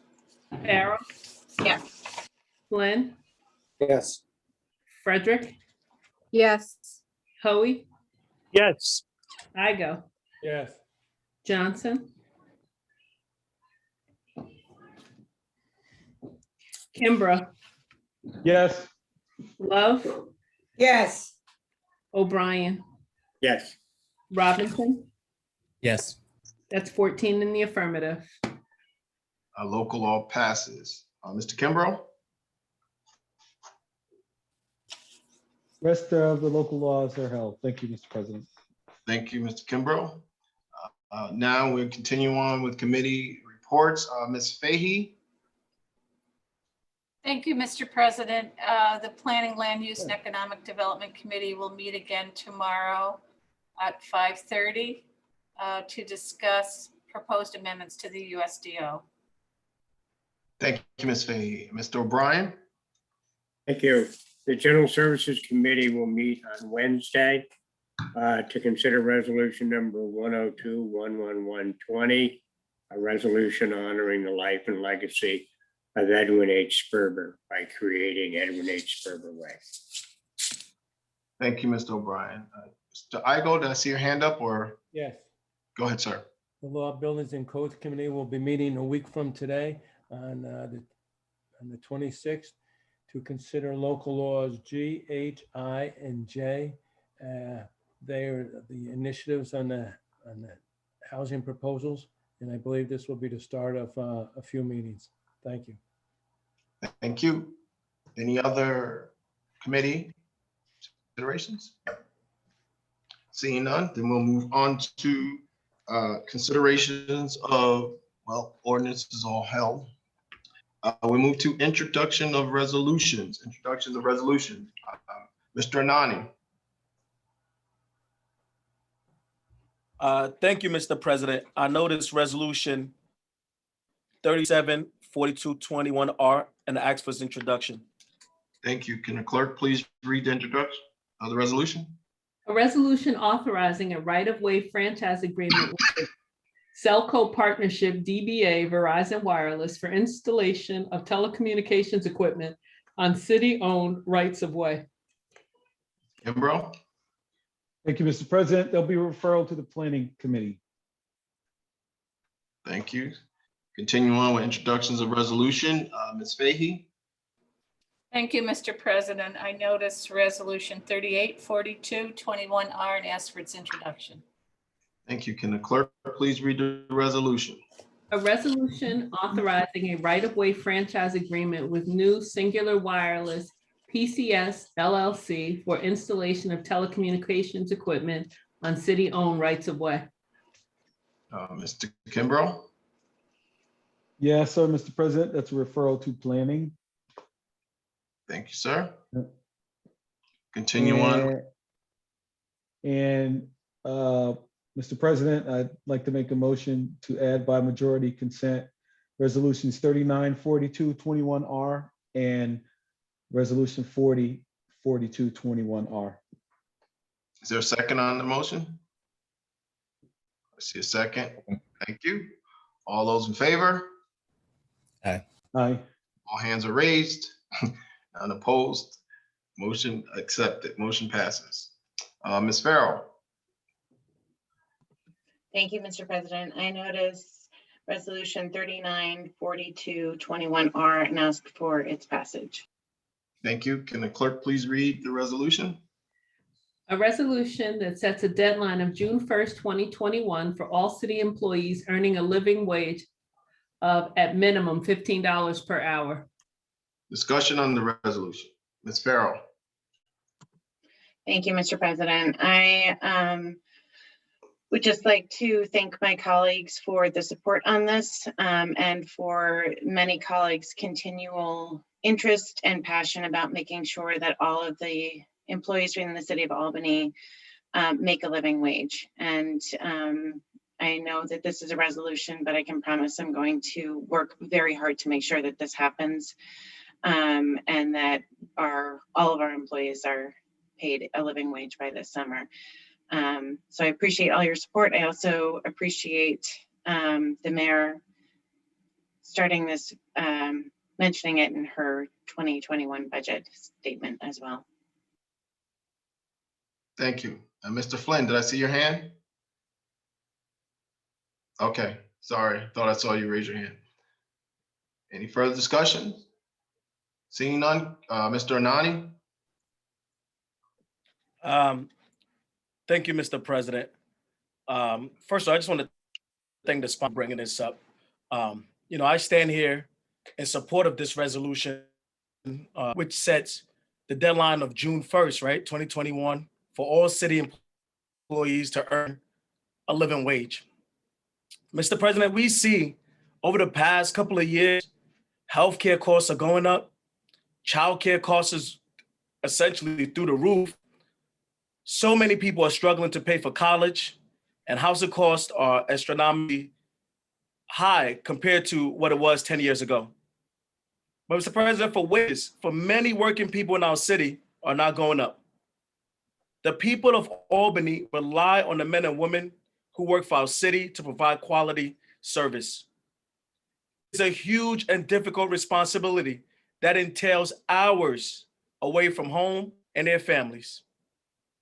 There are many things that individuals who work for our city should be focusing on while they are providing this critical work they do.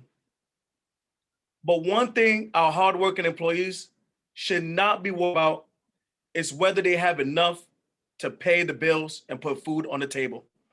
Because our city employees, and many of us have watched the work that they're doing, particularly in this pandemic, they deserve to have fair and livable wage.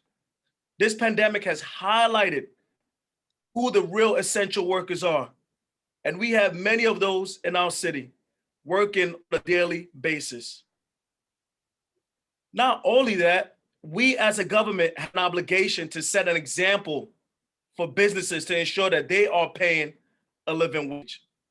A couple of months ago, I was with my colleagues advocating for our nurses at Albany Med, telling the executives at Albany Med to make do with their promise of paying their nurses a fair wage and a livable wage and a contract.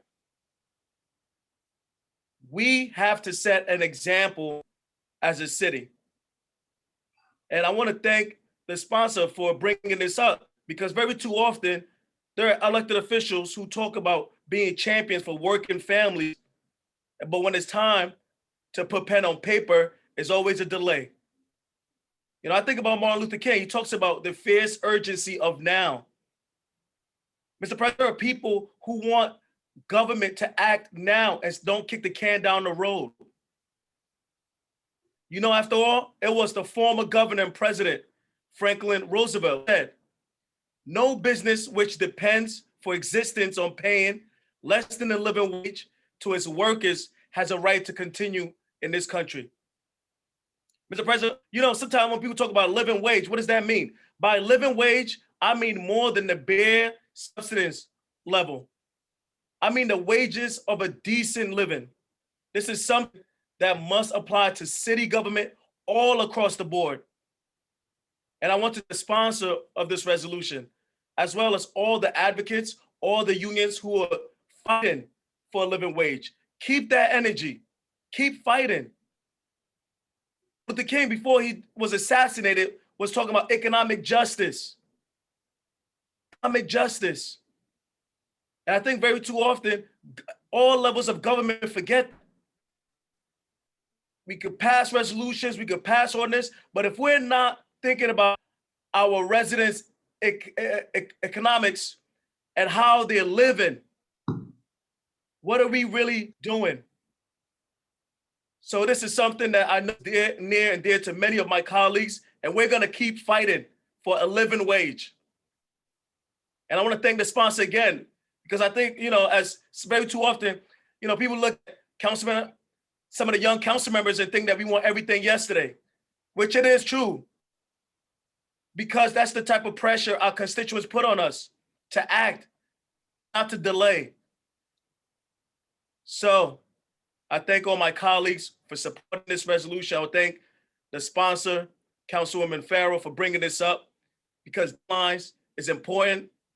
Justice delayed is justice denied. Thank you. Thank you. Any further discussion? Seeing none, can a clerk, Mr. Conti? Oh, you know, sorry. Inspired by Mr. Owusu's passion, I can't let this moment pass and just make the observation and remind members, you know, a couple of years ago, we made amendments to the living wage ordinance, the city's living wage ordinance, that was intended to strengthen it and strengthen the oversight and to provide a process for recommendations. We do get reports. We have a better understanding of some of the issues there, but which is something I'm very concerned about, and I think Mr. Hoey is also concerned about, is that we are still waiting the mayor's appointments to the Living Wage Compliance Committee, which is really the key part of that ordinance to assure oversight, to assess the law as was implemented, and to make recommendations.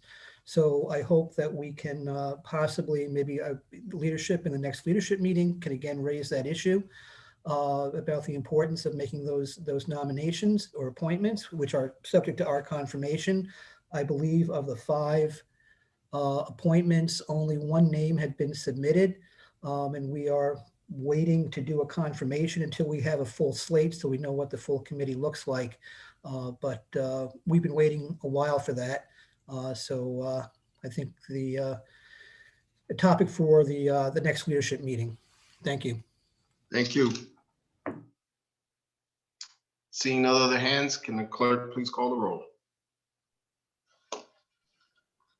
Yes, Mr. President. Anani, Yes, co-sponsor, please. Valorem, Yes, co-sponsor, please. Conti, Yes, co-sponsor. Doshette, Yes, co-sponsor, please. Fahey, Yes, co-sponsor, please. Farrell, Yes. Flynn, Yes, co-sponsor. Frederick, Yes, co-sponsor. Hoey, Yes, co-sponsor, please. Igo, Yes, co-sponsor, please. Kimbrough, Yes, co-sponsor, please. Love, Yes, co-sponsor. O'Brien, Yes, co-sponsor. Robinson. Yes, co-sponsor, please. That's 14 in the affirmative. Resolution passes. Continuing on with introduction of resolutions, Mr. Robinson. Thank you, Mr. President. I notice resolution 40.42.21R and ask for is passage and a roll call vote thereon. Thank you. Can the clerk please read the resolution? Resolution of the Common Council honoring the life and legacy of Minister Janie Jacobs Franklin and her contributions to the city of Albany and the faith community. Any discussion on Mr. Robinson? Thank you, Mr. President. It is an honor to present this resolution to my colleagues tonight. Minister Franklin, through her work, she gave hope to many of those in the city who had no hope. And through her work, she also, and her musical talent, she inspired many around the city of Albany, including her daughter, Dr. Rhonda Ferguson, who shared her musical gifting by being a music teacher and taught myself growing up and many other countless children across the city. And so it is with great joy and great honor that I present this, and I ask my colleagues to vote in favor of this resolution honoring Minister Janie Jacobs Franklin. Thank you. Any further discussion on this resolution? Seeing none, can the clerk please call the roll?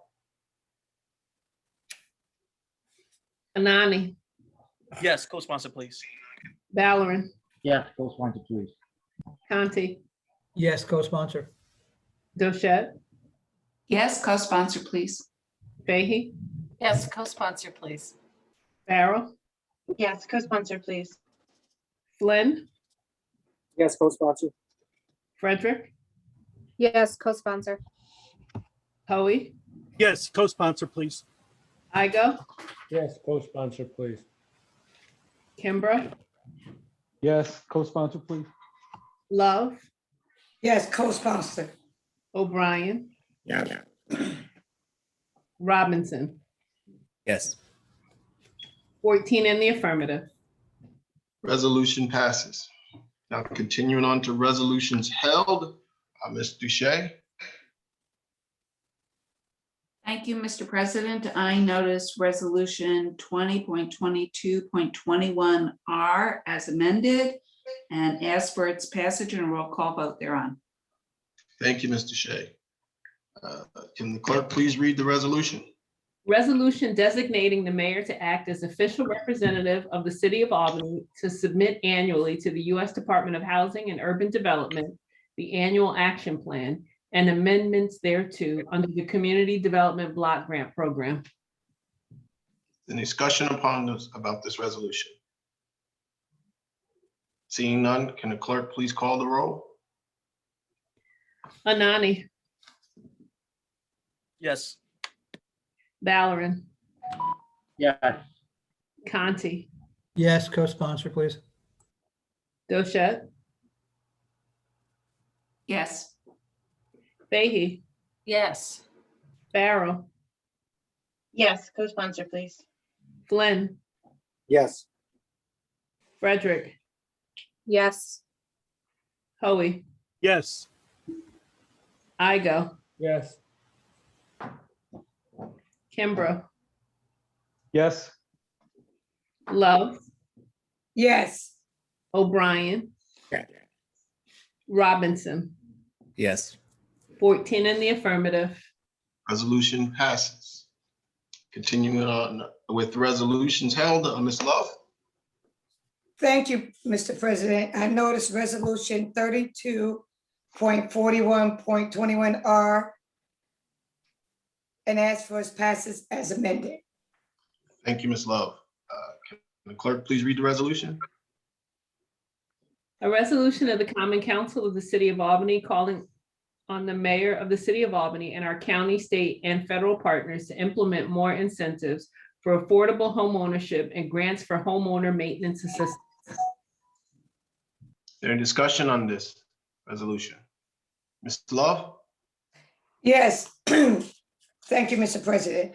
I want to thank JR for all the hard work that he put into this resolution and getting this presentation ready. And I also like to thank Jerome Johnson, who came up with the idea. He's very excited. He's waiting on to see this pass tonight. He's not a Zoom person. He's in his 80s. So I try to get him to come here so we can speak on it, but he's not a Zoom person. But I like to also thank Judy for all the people that she brought on board to get this resolution where it is today. Thank you. Thank you, Ms. Love. Mr. Shea, I think you pressed on mute. Go ahead, Mr. Shea. Yeah, so first of all, I am sorry for the oversight in not recognizing JR's work on this. And it was not me who arranged for all those people to come in, but it was JR, and he had some additional, conversations with people as I did, prior to their attendance, but he did yeoman's work on this, and it's an important issue, and I appreciate your bringing it forward, Joyce. Thank you, Mr. Shea. Any further discussion? Seeing none, can the clerk please call the roll? Yes, Mr. President, if all members can unmute themselves. Anani, Yes, co-sponsor, please. Ballerin, Yes, co-sponsor, please. Conti, Yes, co-sponsor, please. Doshette, Yes, co-sponsor, please. Fahey, Yes, co-sponsor, please. Farrell, Yes, co-sponsor, please. Flynn, Yes, co-sponsor. Frederick, Yes, co-sponsor. Hoey, Yes, co-sponsor. Igo, Yes, co-sponsor, please. Kimbrough, Yes, co-sponsor, please. Love, Yes. O'Brien, Yes, co-sponsor. Robinson, Yes, co-sponsor. 14 in the affirmative. Resolution passes. Mr. Kimbrough? Thank you, Mr. President. That is the end of our agenda. The rest of the resolutions are held. Thank you. And before we go to miscellaneous, Ms. Gillespie, please, can you please read the communications from the mayor's office? Yes, Mr. President. We applaud the council's desire to address our community's concerns about the use of tear gas and other non-lethal force by the Albany Police Department. We owe it to our residents to ensure we have their trust that APD is not using tear gas or other non-lethal force indiscriminately. Under Mayor Sheehan's leadership, the city of Albany has reached out to other mayors across the country and consulted with the United States Conference of Mayors to find best practices with respect to the deployment of non-lethal force. While our research has failed to find a single city or state in the country has adopted the restrictions contemplated in the legislation currently being considered by the council, we strongly support legislation that would restrict and control the use of tear gas and other non-lethal force, including restricting use to when a riot is declared as defined by New York state law, requiring a police chief or deputy chief to order its use, requiring 2 notifications to the public in the immediate vicinity tear gas is about to be used, requiring an EMT to be on site prior to its deployment, prohibiting its use in residential neighborhoods unless absolutely necessary to protect lives. In the last 32 years, tear gas has been used outdoors by the Albany Police Department only twice, on May 30th, 2020 and June 1st, 2020. After members of the Albany Police Department were assaulted with bricks, Molotov cocktails, fireworks, police vehicles were damaged, a police horse was burned, and police equipment was stolen. At least one member of APD is still recovering from their injuries. A complete ban on tear gas will create a situation where, should City Hall be attacked by armed insurrectionists, similar to what we saw at the US Capitol on January 6th, the Albany Police Department will face the choice of doing nothing or using lethal force. We understand there are some people who participated in the policing collaborative who expressed the desire for the city to find alternatives to tear gas and other current non-lethal methods of responding to violence.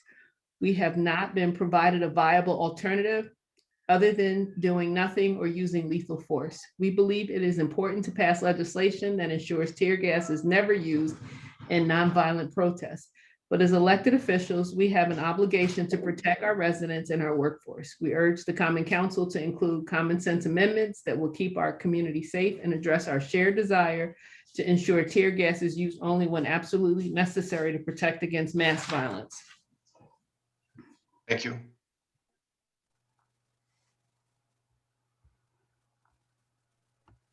Mr. Nani? Yeah, thank you, Mr. President.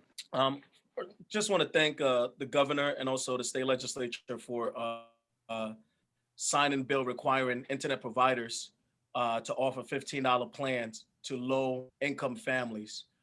Quite frankly, I think is a great start, particularly in these challenging times that we're in.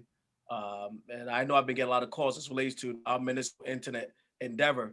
I will say there is a short-term goal and there's a long-term goal, but we have to see how this comes into effect. Will internet providers take up the potential loss of revenue by increasing the cost for equipment? Is there any mechanism for increasing minimum speed provided as the internet develops?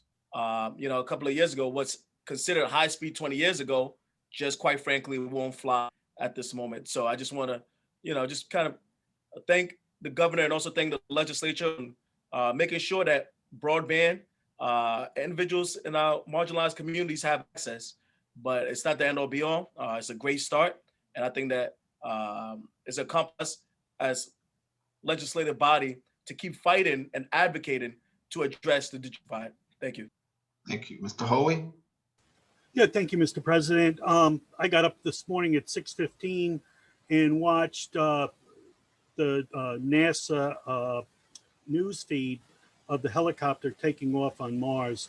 And what a tremendous feat. And what really struck me was how diverse that the control room was compared to when I was a kid watching Apollo land on the moon. And it was just, white guys in white shirts. And to see the diversity was really good. And I think we are, as a nation, making progress. And I hope as a city, we can start making a progress. I'm disappointed we didn't vote today on the tear gas. And I would like to make a comment. I didn't hear one person come to our meeting and say they supported using tear gas. And they were, in fact, opposed to the any amendment to that. So I know we got a lot of work to do. Very disappointed, but there's always tomorrow, and I'm hoping that we can do something to make our citizens happy. And thank you. Thank you. Mr. Kimbrough?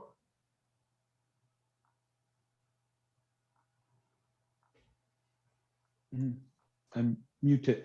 I would just like to add that I know folks are disappointed that we didn't pass local law C or move forward with it, but again, it's not done. There's going to be further discussion.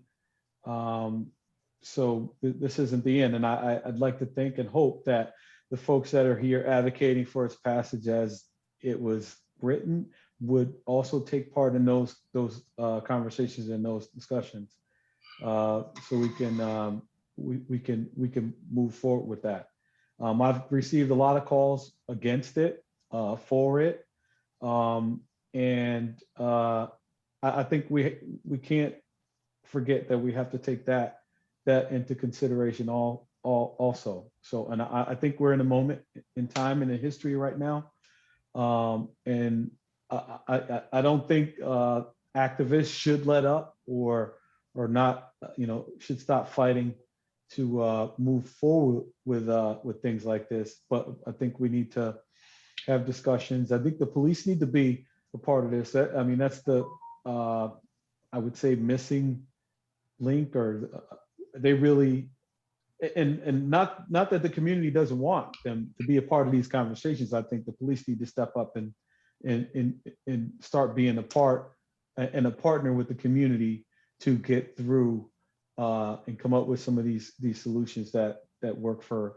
everyone. I think that's missing. maybe as we move forward and try to make these changes that, that happens. I am an African-American man. I was a police officer, but I'm a Black man first with all the same scars, fears, experiences of any other Black man.